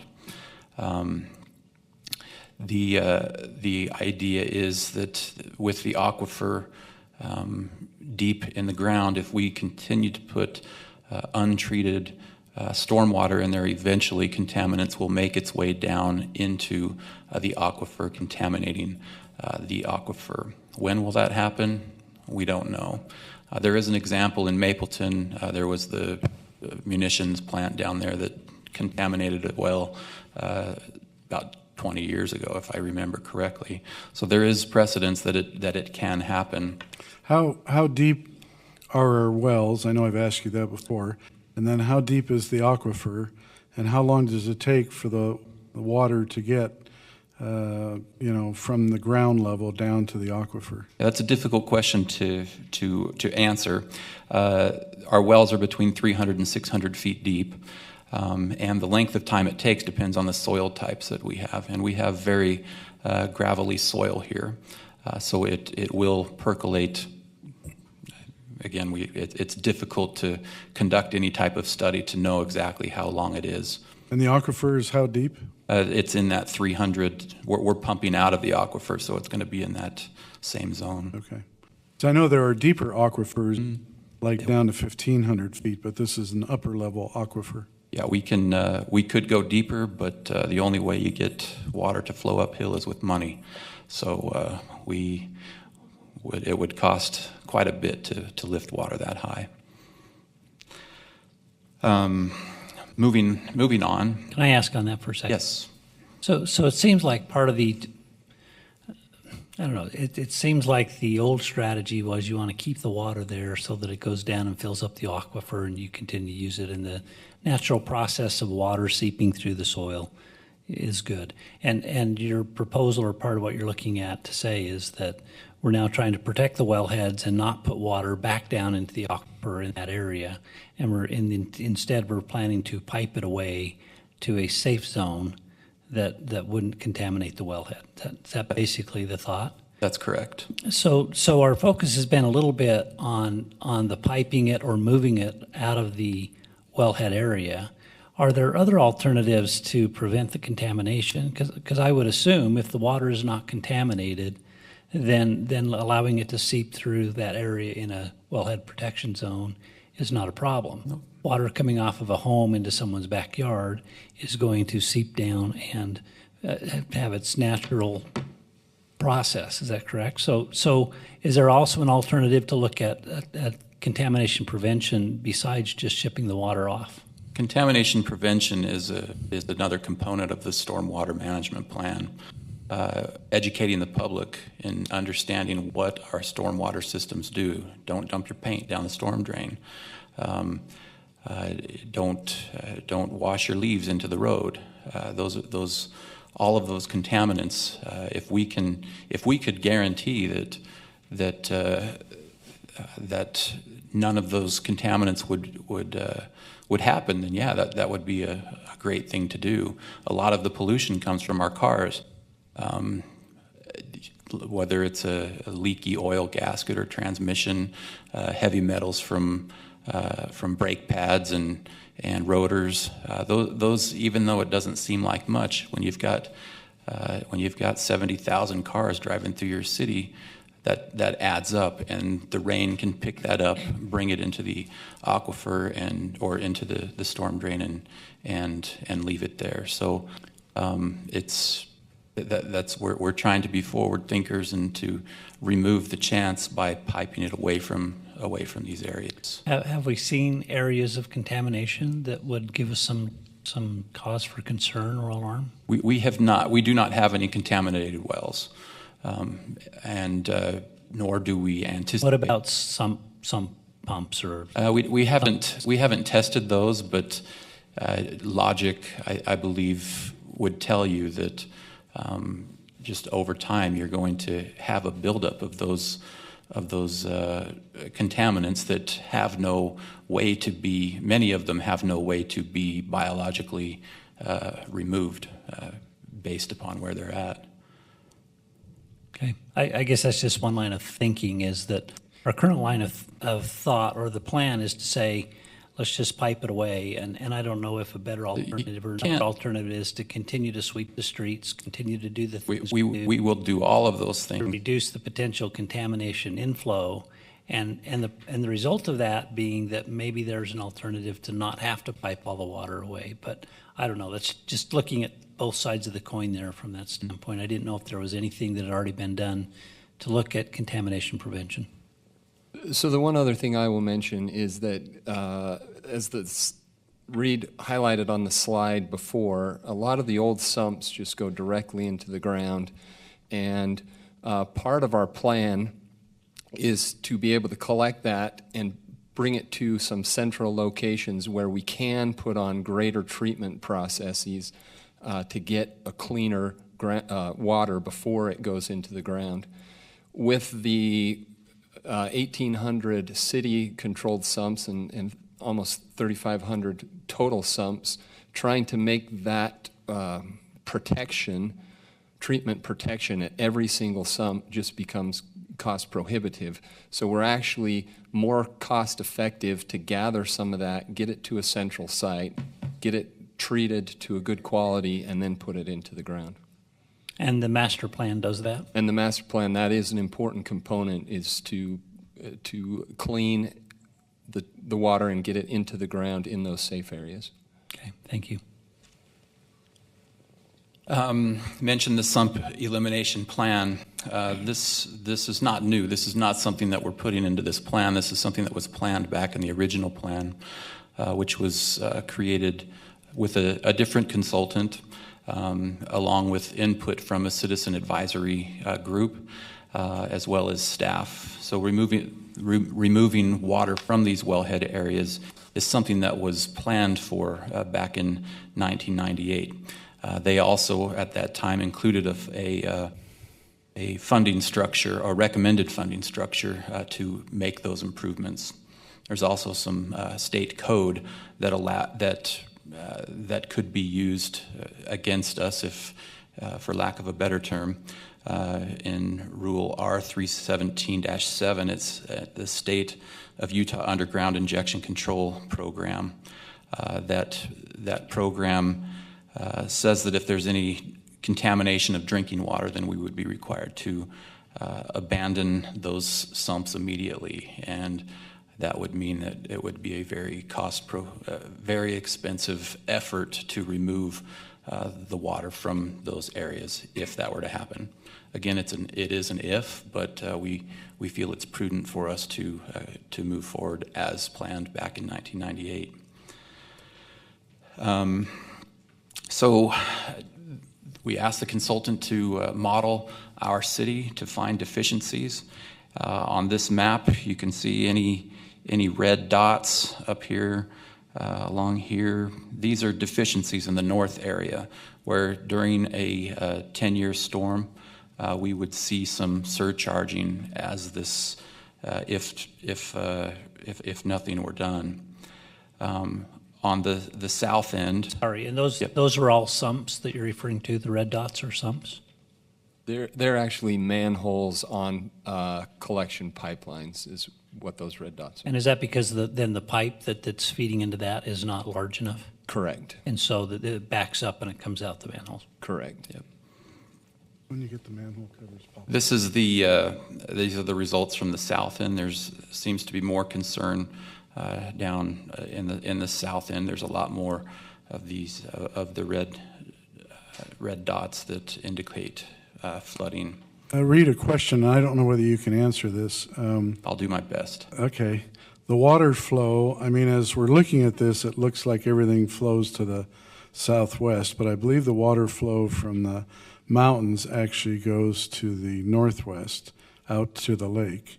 Do you know how the water flows underneath our community? Through the aquifer from the mountains? Mm-hmm. Maybe a study. My answer is I don't know. I know a study was done out of Geneva, and it actually flows northwest. The wellhead protection seems to indicate that that's what I'm flowing to kind the of north. South. Pardon me. It looks like it's flowing to the southwest. Looks to the southwest to me there. Yeah.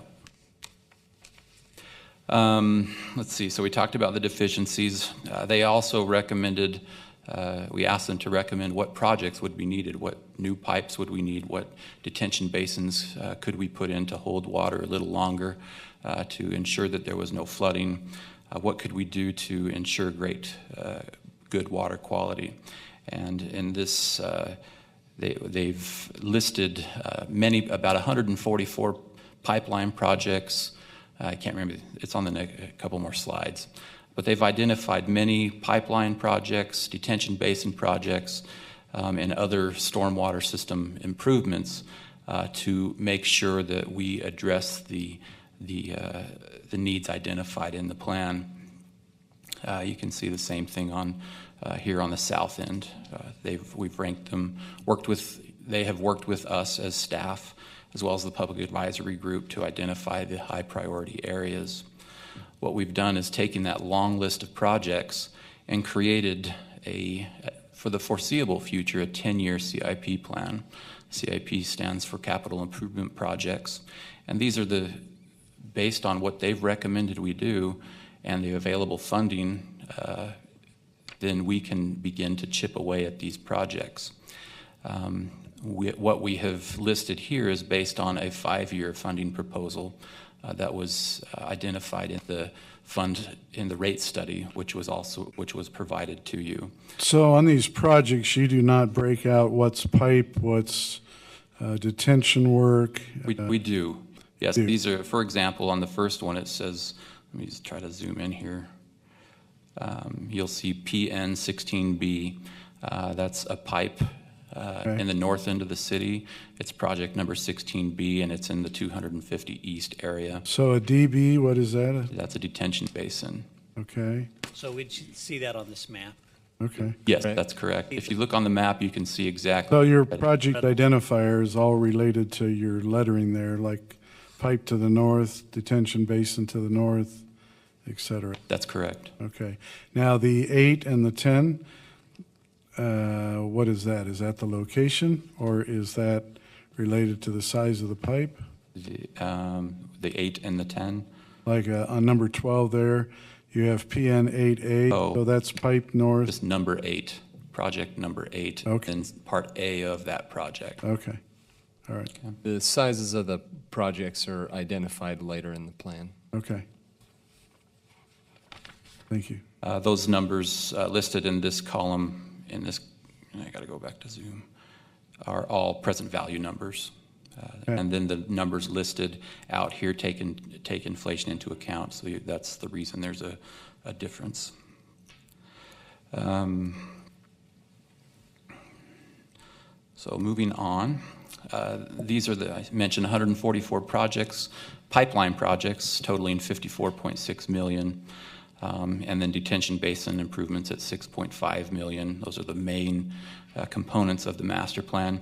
And it totals about $61 million in present day value. If we go back to this chart, you'll see down at the bottom that the present value of the 10-year plan is almost $20 million. So there's still $40 million of projects to go on. But the funding plans that have been prepared allow us to chip away at those over time. Based upon discussions with the Public Advisory Committee, as well as with the City Council in work sessions through the past, and also in getting feedback from the general public, there was great support for a pay-as-you-go plan, and we asked our consultant to develop a funding structure that would allow us to pay as you go and to not enter into any debt. So the recommended rates that we'll get to take that into consideration. One question, sorry to break in. Just a question to Keith. Of the cities that you deal with, and I know you deal with quite a few, how many do a pay-as-you-go and how many bond for water utility funding? I think it's unique to every city. The common theme is when there are large projects, bonding is a good way to provide some equity into the future for those who benefit from it down in the future. But where you have smaller projects, the most cost-effective is to go on a pay-as-you-go and just level out that funding level over time. I would say the majority of cities I work with do have some bonding component, but it's for limited uses. Do you find the pay-as-you-go fairly common and cities liking to do that if they can? Most cities, that is the goal, if they can, is to get to the point where they're staying on top of their infrastructure and don't have to go into those big bonds, except for those unique large projects where it makes a little more sense. Okay, thanks, Keith.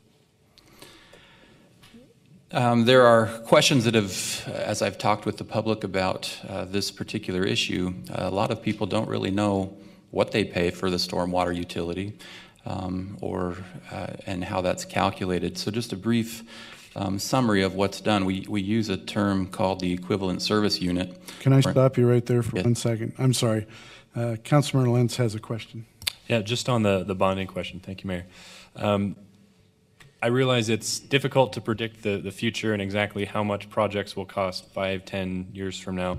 But with where interest rates currently are, I'm just wondering from a net present value perspective, as construction costs go up, as areas get more developed and we have to rip up more roads or more concrete to make the improvements that we need to make, will we end up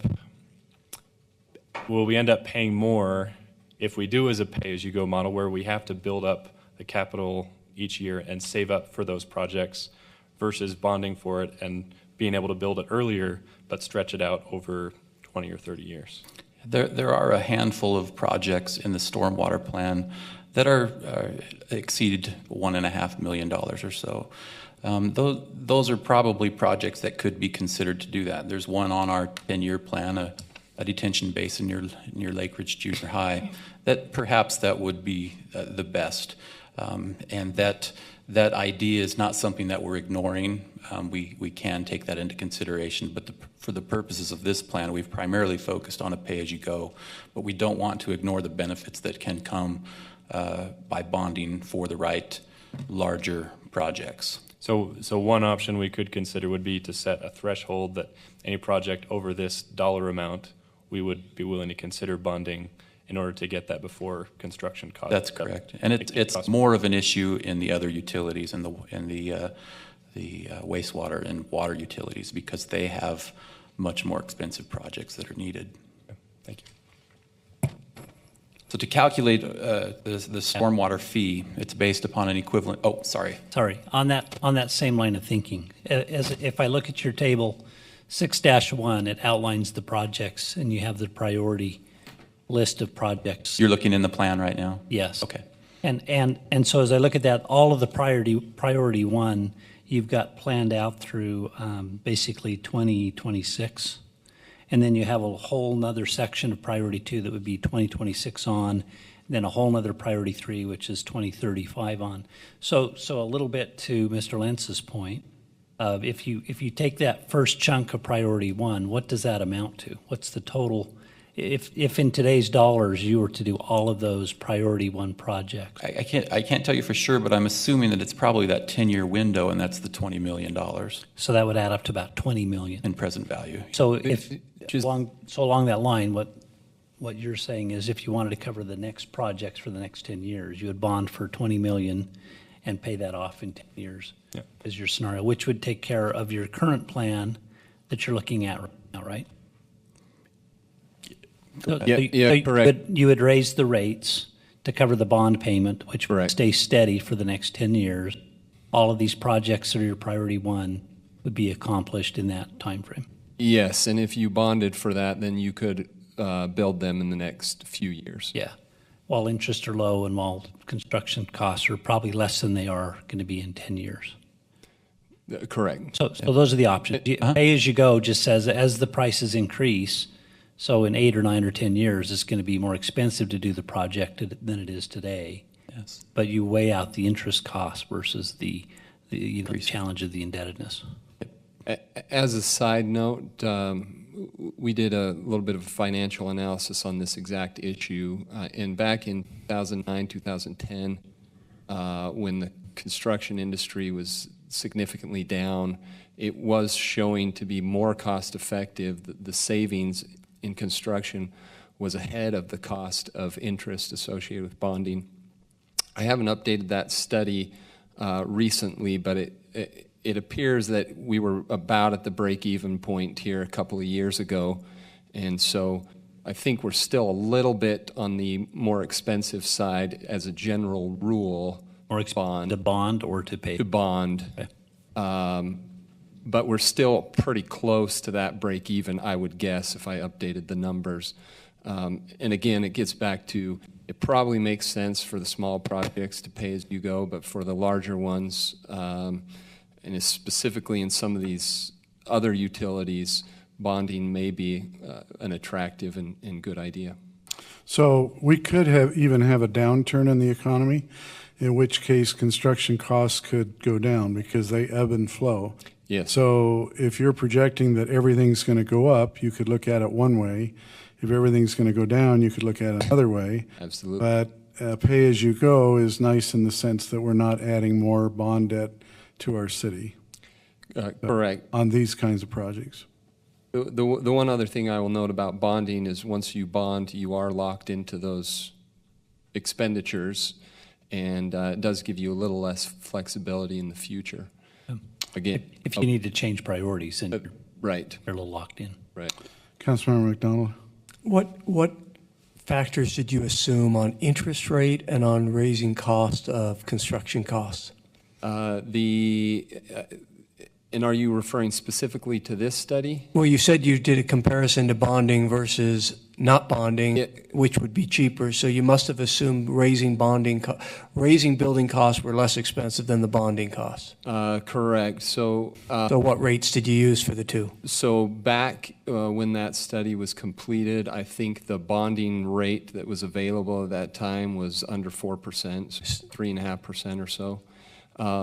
And then we were basing on the construction dollars of the time versus returning to historic inflation levels, which in construction range from about 3 to 5%, but we based our analysis on 3%.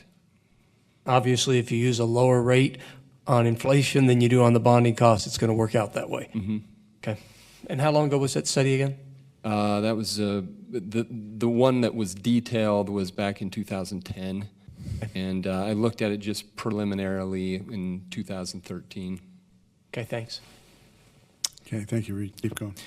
So the way that the stormwater utility is funded by all of the residents and businesses in Orem, so because we all benefit from the system, is based upon what we term an equivalent service unit, or an ESU. An ESU is equivalent or is the average impervious area for a homeowner here in Orem, which is about 2,700 square feet. That's a similar number to what other communities use for their stormwater utility here and around the nation. So if you have a home, you're charged one rate, or one ESU, and we charge currently $5.25 per ESU per month. Businesses are charged based upon their impervious area. So impervious area means areas that water can't flow through, such as your driveway or your roof. Those are just the basis of what is used as an industry standard to charge for to maintain this public utility. An example is if you're a business, you've got 27,000 square feet of impervious area, including your roof, parking lot, and walkways. You would be charged for 10 ESUs, or $52.50 per month.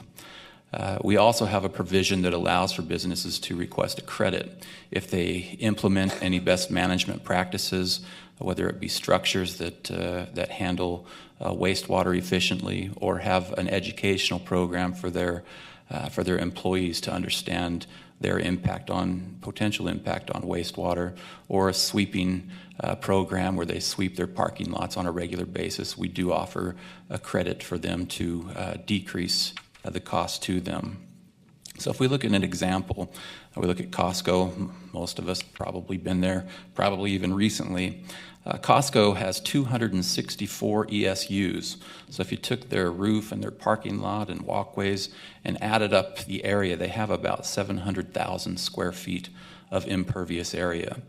That bill totals $1,386 per month.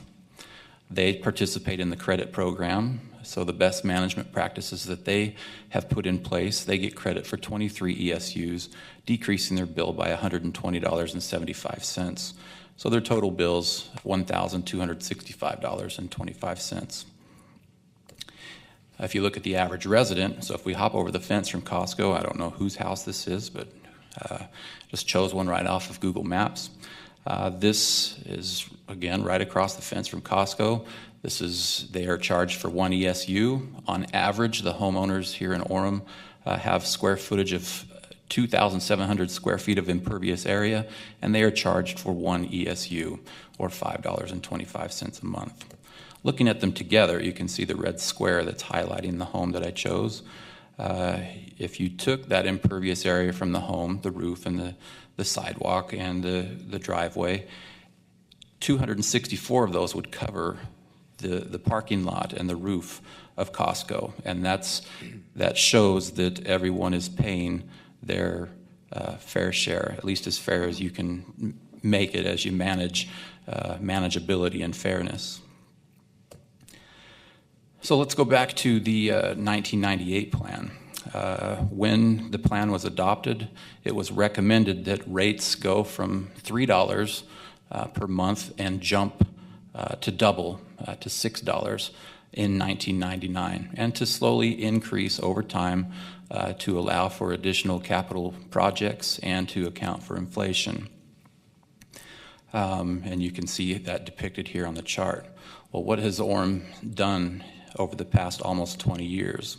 This is the funding that's been given. You can see that we stayed at $4 until about 2005, when we jumped 50 cents to $4.50. And then in 2009, it jumped to $4.75.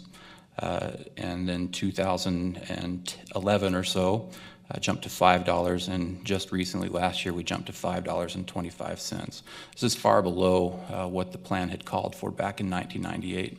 This doesn't mean that we weren't doing any capital projects. We were just funding them at a much lower level than what we had hoped for and what the plan had called for. It's interesting to note that I've graphed inflation here as well. You can see that we have not kept up with inflation for our stormwater utility, which means that we are investing less money in our capital projects than we were back in 1999. When we changed rates in 2005, we changed to $4.50. Inflation said we should be at $4.54. In 2009, we changed to $4.75. We should have been at $4.98. And last year, when we jumped to $5.25, we should have been at $5.51. So we're not here to point fingers at administration or past city councils. We're here to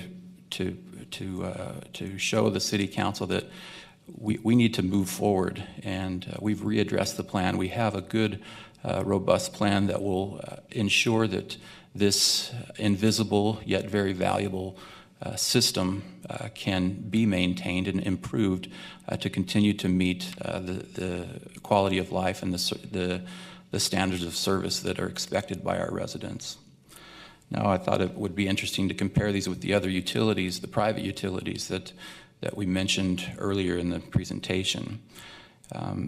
You can see that the rates for electric and gas seem to go up much faster. We're paying a lot more for those utilities, and they are, in my opinion, arguably less important than having water and wastewater taken to and from your home.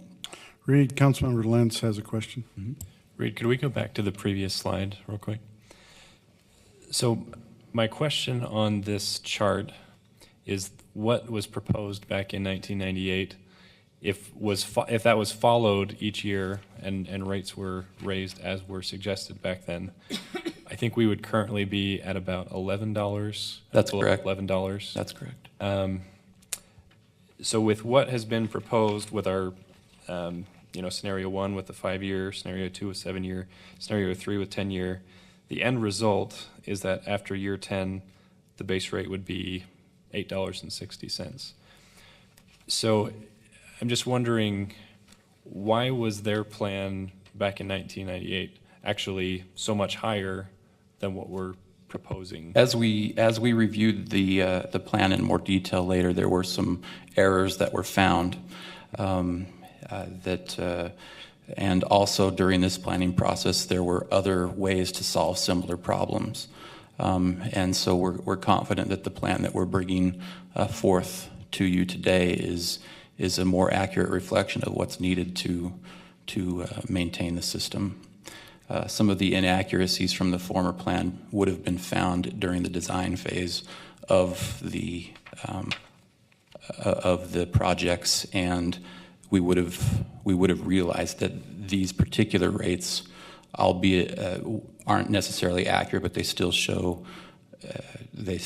a low level of investment in our capital plan. Philosophically, did they have a different strategy? Like we talked about how our strategy with this proposal is to convey the stormwater to a central treatment facility. Did they have the same kind of strategy, or were they focused on building more sumps? I'm just wondering if there's anything fundamentally different about their plan. The overall strategy was similar, but there was a small difference. In the 98 plan, the goal was to eliminate almost all sumps in the city. In this plan, we've optimized that a little bit by eliminating the sumps only in those wellhead protection areas and then allowing for the sumps to continue outside of that. So that is one area where there were some significant savings in terms of a slight modification of approach. Okay, thank you. So comparing with the different utilities, you can see how much more the average homeowner is paying towards electric and gas as opposed to water, wastewater, and in particular stormwater.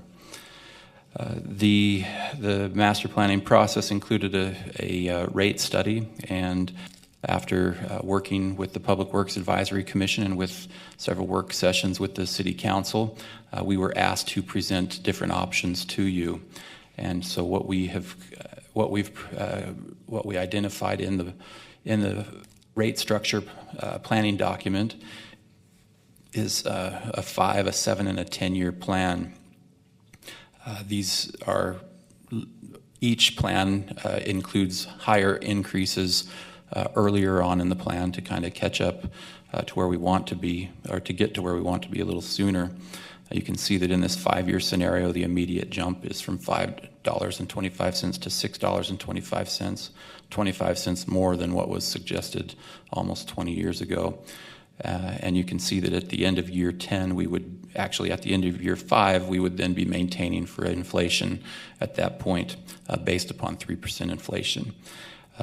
Ultimately, we end at the $8.60 per year at year 10. However, inflation would need to continue, accounting for inflation would need to be considered in the following years, as well as this was just 10 years of a multi-decade project. In the 7-year plan, you can see that there are slight increases until we reach inflation at 20 cents per year in year 8, ultimately arriving at that $8.60. By selecting this plan, we would forego about $725,000 worth of projects,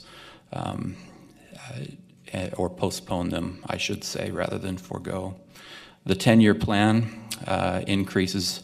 The biggest jump is at the beginning at 60 cents per ESU per month, and slowly increases over time until it arrives at the $8.60 total bill per ESU in 2026. If that is selected, then we would postpone $1.6 million worth of projects.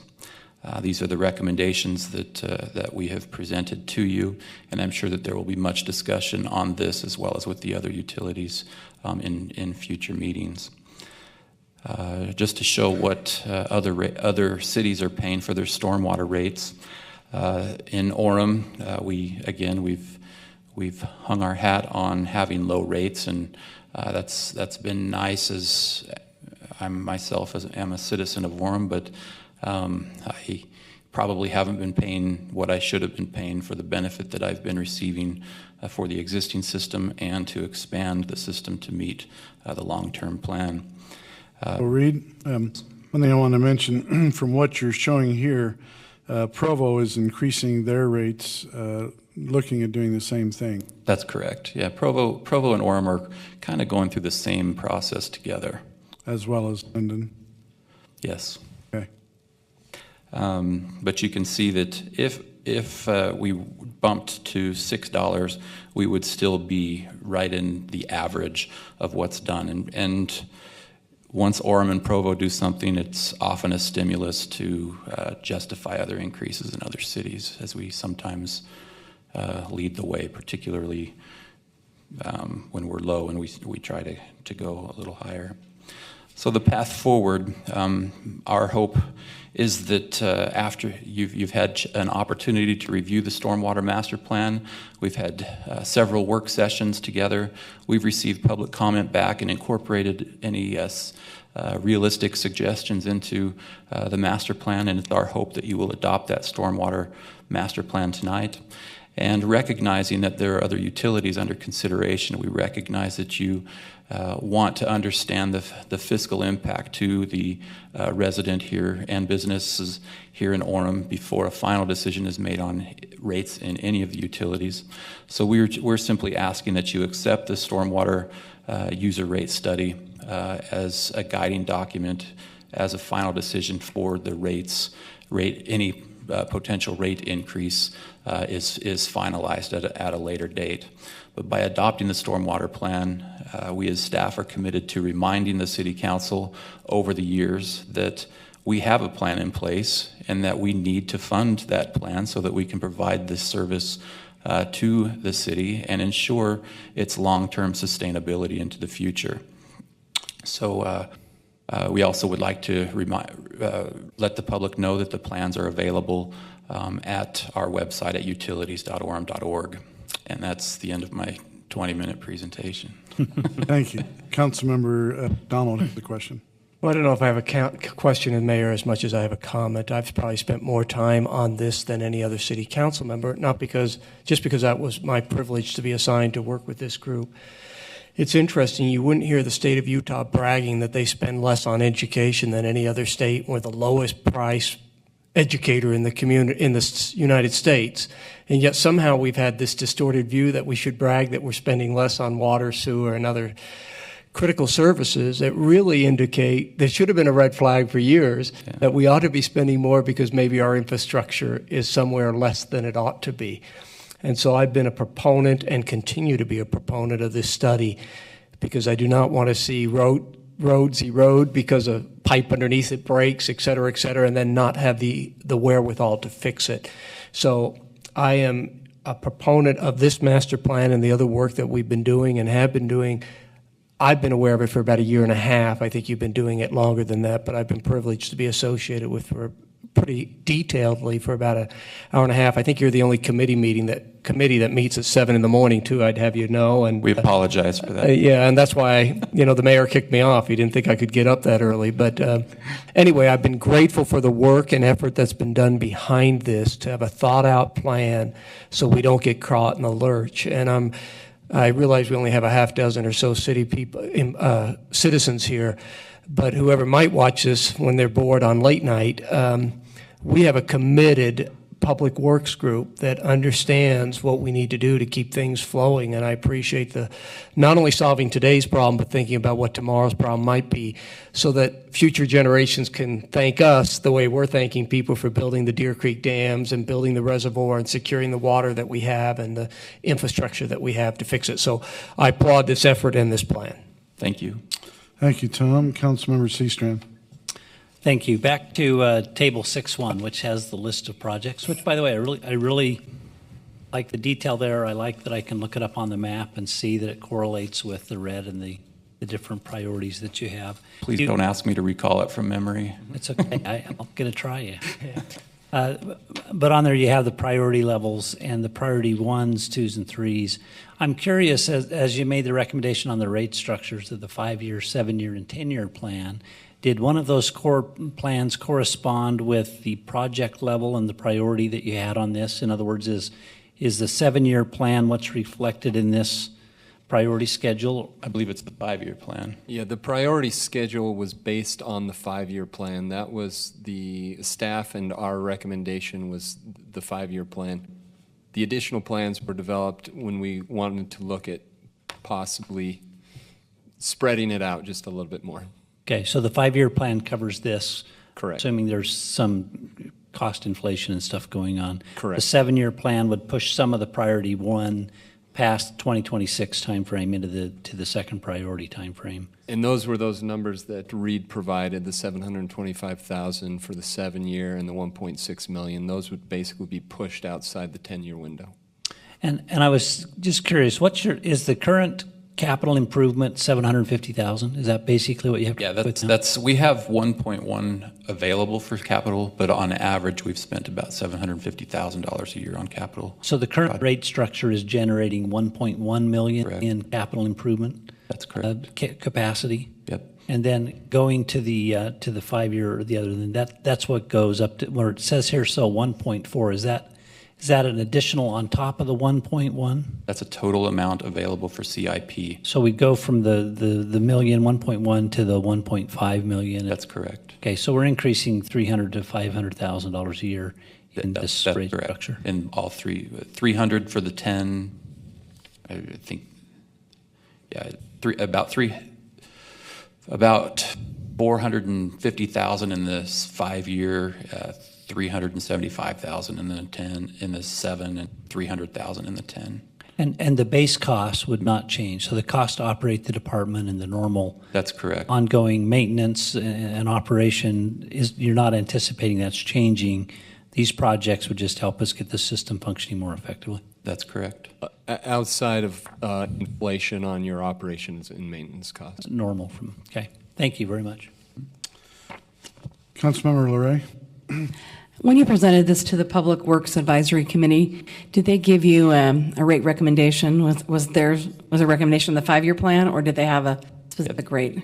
They agreed that the more aggressive we are, or the quicker we get to that baseline, the better off our system would be.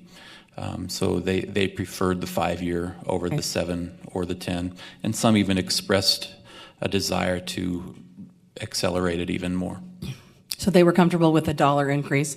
Yes. From in year one? Okay, thanks.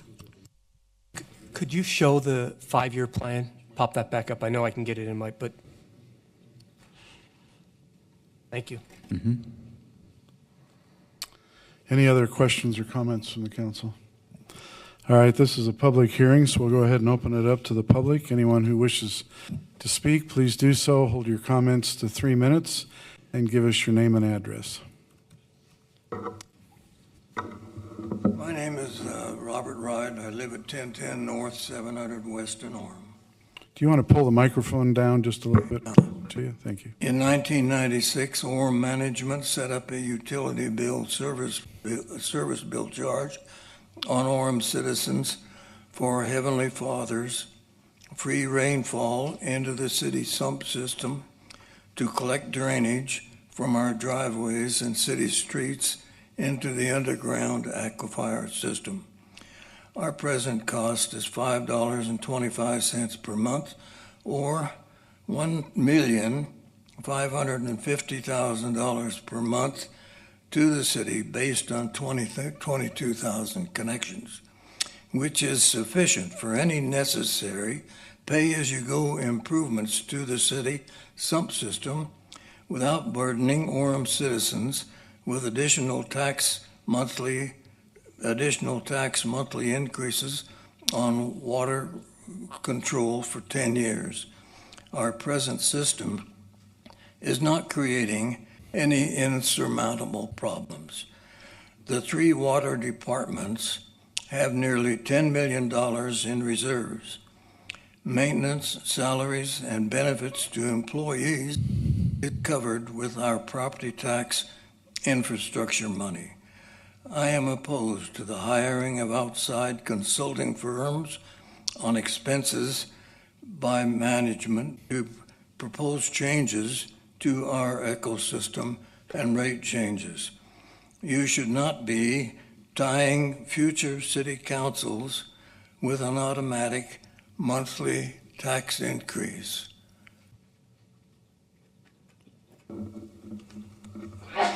Thank you.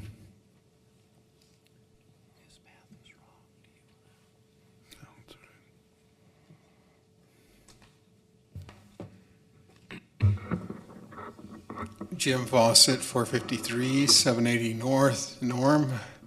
I've looked at this plan with a critical eye, and I've looked at that buckshot map of the sumps throughout the city. And years ago, I worked for a company that was called into a major aircraft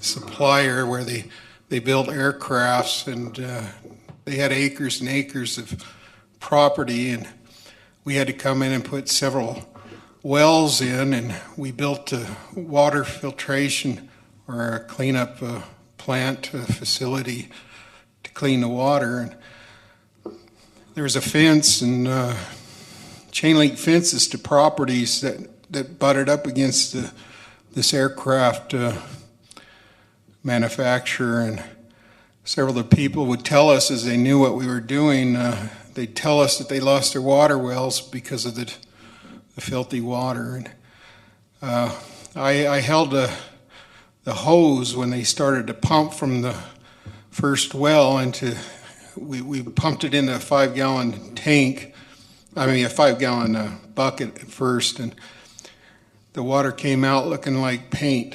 It was really bad. And I hate to see that happen in our city.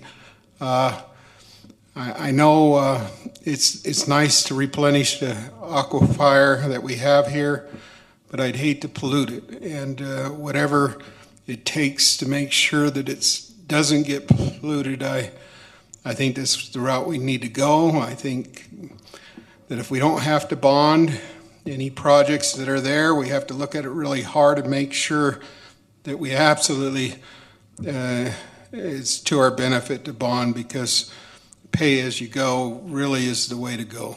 And so I'm just thinking from, I studied the 1998 master plan, and when I saw what Sam pointed out, that $12 that we'd be at, well, $11 right now we'd be at, and we're not even going to be at that in years. We're way ahead of the game. This isn't too bad. I think this is the right way to go after looking at it and seeing what system is going in. And I noticed that I'd like to see impact fees paid for future developments when there's more that has to come. Let's make these developers pay for that, not us. Thank you. Thank you, Jim. Any other comments? Okay, we'll go ahead and close the public portion of this discussion and bring it back to the council. Any questions or comments from the council? Okay. Councilmember Sumner? Yeah, Mr. Price, I would just like to thank you for this presentation. With the handout you gave us 2 weeks ago, and this, I've studied it, and it's really easy for a water user to understand it that's uneducated on what goes on to get that water in my tap, and I appreciate that very much. And I like where it's everybody that drinks water or uses water pays something, and I appreciate that. Right now, I need to study it more, but I think the 5-year plan's the way to go. Thank you. So just so we're together on this, what we're adopting is the stormwater master plan, what we're considering adopting, and the stormwater user rates study. We're not adopting rates this evening. That's correct. So, any other comments? Okay, make a motion. It looks like. I'm sorry. So I did want to address the concern Mr. Wright raised that what we have is working, because in my neighborhood it's not working. And each year I've lived in my home for 3.5 years, and every single year we've had at least one storm where just around the block from me we have a pool in the street that's about 100 feet long, and it's dangerous to drive through. We actually had an incident this last year where children were playing in it. It was so deep that they were playing in it like it was a pool, and one of the children was almost run over by a driver who could not see the child in that pool of water. And so to me, this is a very personal issue. This is not theoretical. This is something that we need to fix. And I realize that sometimes we will have years where we go beyond that 10-year storm, and we need to have a plan certainly in place. But to me, that's that's the bare minimum that we need to be able to address. For me, as a young resident of Orem, I wish that councils 20 years ago would have stuck to that plan, and we could be the good guys now and drop us down to $8 a month. But I think it's important that whichever plan we adopt here at this point, it's important that we're committed to that plan, and realizing that maybe not all of us are here to the end of that plan, but we need to be committed. If we're saying this is our 10-year plan or our 5-year plan, let's stick to it. So as an older resident of Orem, I would like to make a motion that we adopt the 2016 Stormwater Master Plan and accept the Stormwater User Rate Study. Is there a second? Second. Okay. Councilmember Spencer? Aye. Aye. Aye. Aye. Aye. Aye. Aye. Okay, the resolution passes. Thank you, Reed, and thank you, Keith. Thank you for your time. Do we need to indicate a preference for the... Okay, we now would like to go on to item number 22, which is a resolution. Verizon Wireless Conditional Use Permit at 1243 South, 400 West, and PD5 zone be considered. Our presenter is Jason Bench, and we'll turn the time over to you. And Jason is the applicant here. Wait, do you want to come? Could he come forward? I realize he doesn't own Verizon, but he represents them. And could you introduce yourself? Yes, my name is Daniel Thurgood. Thank you. So, members of the council, tonight we're discussing an existing cell tower. It was approved in 2007. It's located just west of Hobby Lobby, just east of 400 West. What the applicant is proposing is to add a third array of antennas on there. It was approved originally for 3. There are 2 existing. As part of that, they want to add some equipment on the base, and so that's requiring them to come in and expand the... Can you go back to the bigger picture for a minute? Sure. As you're going through this? Okay. Thank you. You bet. So what they're proposing, or back in 2007, there were 4 conditions that the council put on that. At the time, they were proposing a tower at Sharon Elementary School. One of the conditions is that they pull that application and not consider it at Sharon, and so they agreed to do that, or Westmore, excuse me. The other one is that they have 2 additional carriers, and that the cell tower be approved as shown on the site plan. And so the reason they're back before you tonight is they want to expand the base, which requires then a site plan approval. So it's come back to modify that condition. The other condition is number 3, where the arm length from the pole is limited to 2 feet. And as they're on the 3rd position, which is 75 feet versus the 96, on the existing tower, you can see the existing tower there. They need to let the applicant explain that, but they needed the ability to widen that base just a little bit. If you look, I had a chance to look before from our pre-meeting, the cell towers on the City Center Park, the Sarah Park, and also the Fire Station number 1, and all of them have very large antennas on there. So if you drive by, you don't really notice them until you stare right at them, but they do have large. Fire Station number 1 has a very thick base to it. Yep. I mean, much thicker than this one here. Yes. Yep.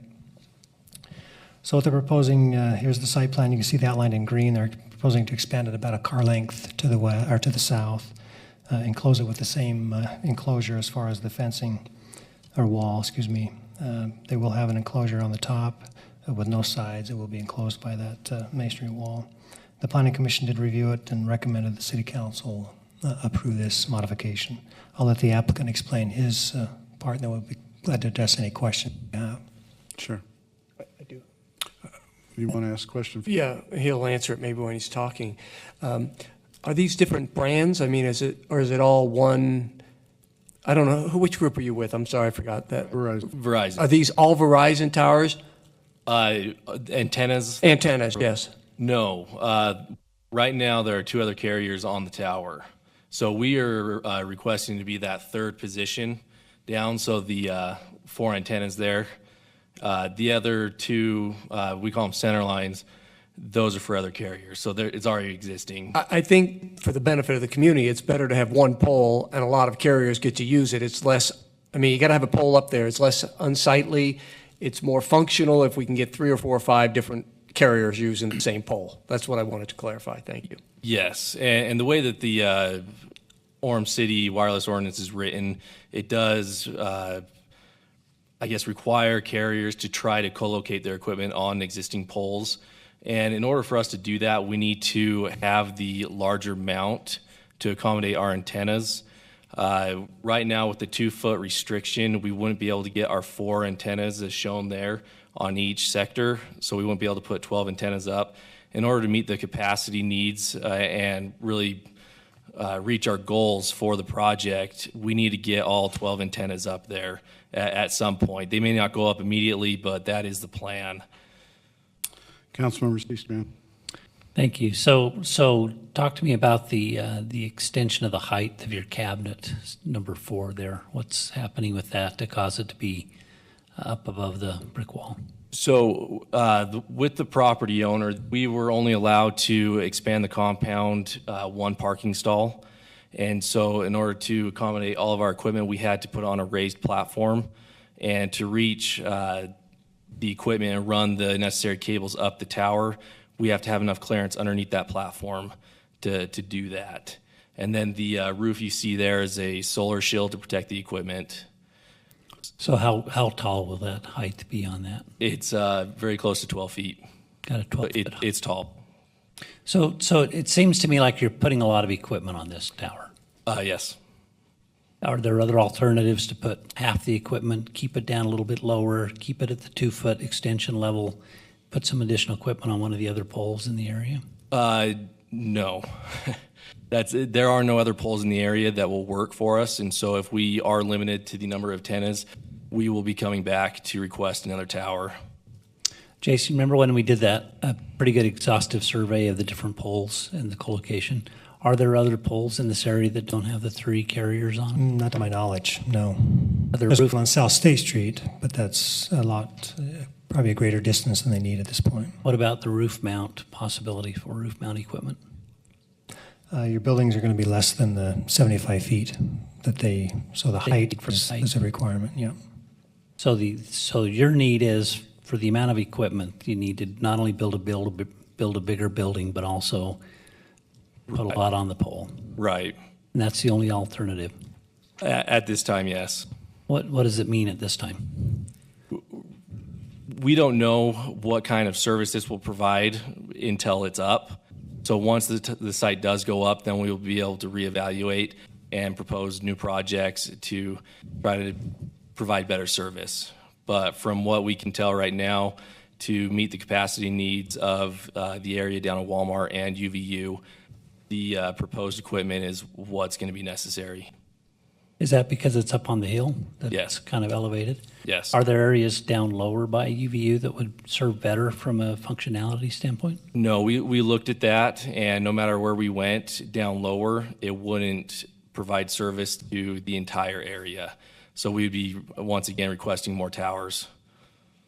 Okay, thank you. So a question, on a tower like this, how big an area does it serve? I mean, how many miles out from this tower? It depends on what we're trying to accomplish. With this tower, we are trying to get about a mile out. Okay. Another reason why we're asking for the larger mount is that with the larger antenna size, we are able to direct the signal better. So a good comparison is a mag light flashlight, where you can adjust the beam of light. It's the same thing with the radio signal. If we have smaller antennas, we're not able to do that. So you built this back in 07, 08 approx? Different carrier built it. Different carrier. So my question is, where are we headed? That was 7, 8 years ago. Where are we headed 8 years from now? With the need for towers? The need for service in this area. So I don't have an answer to that question. I'm not. I realize an engineer. that. What would your ballpark idea be? What we're trying to do right now is increase the capacity needs because of how much each user is using with data. And so as more users come on and increase video usage, Facebook, social media, we need more towers. We need more sites. And so right now we're seeing sites as close to half a mile. And so right now there are no future projects being proposed in this area. But you're getting down to a half a mile. But they are coming. Wow. Okay. Councilmember Lentz. So as a Verizon customer, I actually have a question for Mr. Stevens. Can you confirm that as a customer who may potentially stand to gain from improved service, this would not constitute a conflict of interest? No, it would not. That's tenuous enough that I think you're okay. Okay, thank you. Councilmember Spencer. Mm-hmm. So Jason, would this open the door, let's say T-Mobile wants to do 12 antennas and they can put a bigger one up above them, or no? It would allow the top carriers to do that. So they could do the same thing and make it widen? Unless you do it specific to this location on the pole. I mean, that's an option. To say the third carrier lower, 75 feet can go wider and the top two have to maintain the 2 foot. That's an option for the conditional use. They're requesting it just be eliminated, which would then open the door for the other 2 carriers. But would you see that as a problem, or would it be fair? At this point, they haven't come in and requested that be amended or needed, so I don't know about those 2. I see it as a problem. Okay. Any other questions or comments? This is not a public hearing, so I would like to go ahead and make a motion. I move to amend the conditional use permit request of Verizon Wireless at 1243 South, 400 West in the PD5 zone. Is there a second? Hold on, counter motion. Can I have? I think it needs to be restricted to the 7 feet max. I don't think leaving it unlimited is a good thing. I'm not as concerned, I guess, about the top 2, but I don't want it 8 feet, 9 feet, 10 feet, whatever it is. I mean 7 feet is. But the amendment we're doing right now is to the 7 feet, right? Well, but we're not leaving it. It's basically eliminating that condition. So you probably want to amend it to add the condition to 7 feet, if that's what you're. Exactly. So we'll just put this, if you want, the 7 feet in. Exactly. Thank you. Okay. So I'll make that part of my motion that we keep it to 7 feet. Is there a second? Second. Okay. Councilmember Luray. Aye. Aye. Aye. Aye. Aye. Aye. Aye. Okay. The resolution passes. Thank you. Appreciate it. We'll now go on. Are there any communication items from the city manager? Okay. I would take a motion to adjourn. So move. Is there a second? Second. Okay. All in favor, say aye. Aye. Aye. We're adjourned.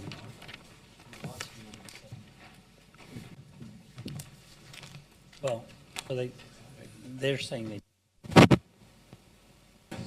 He's not happy.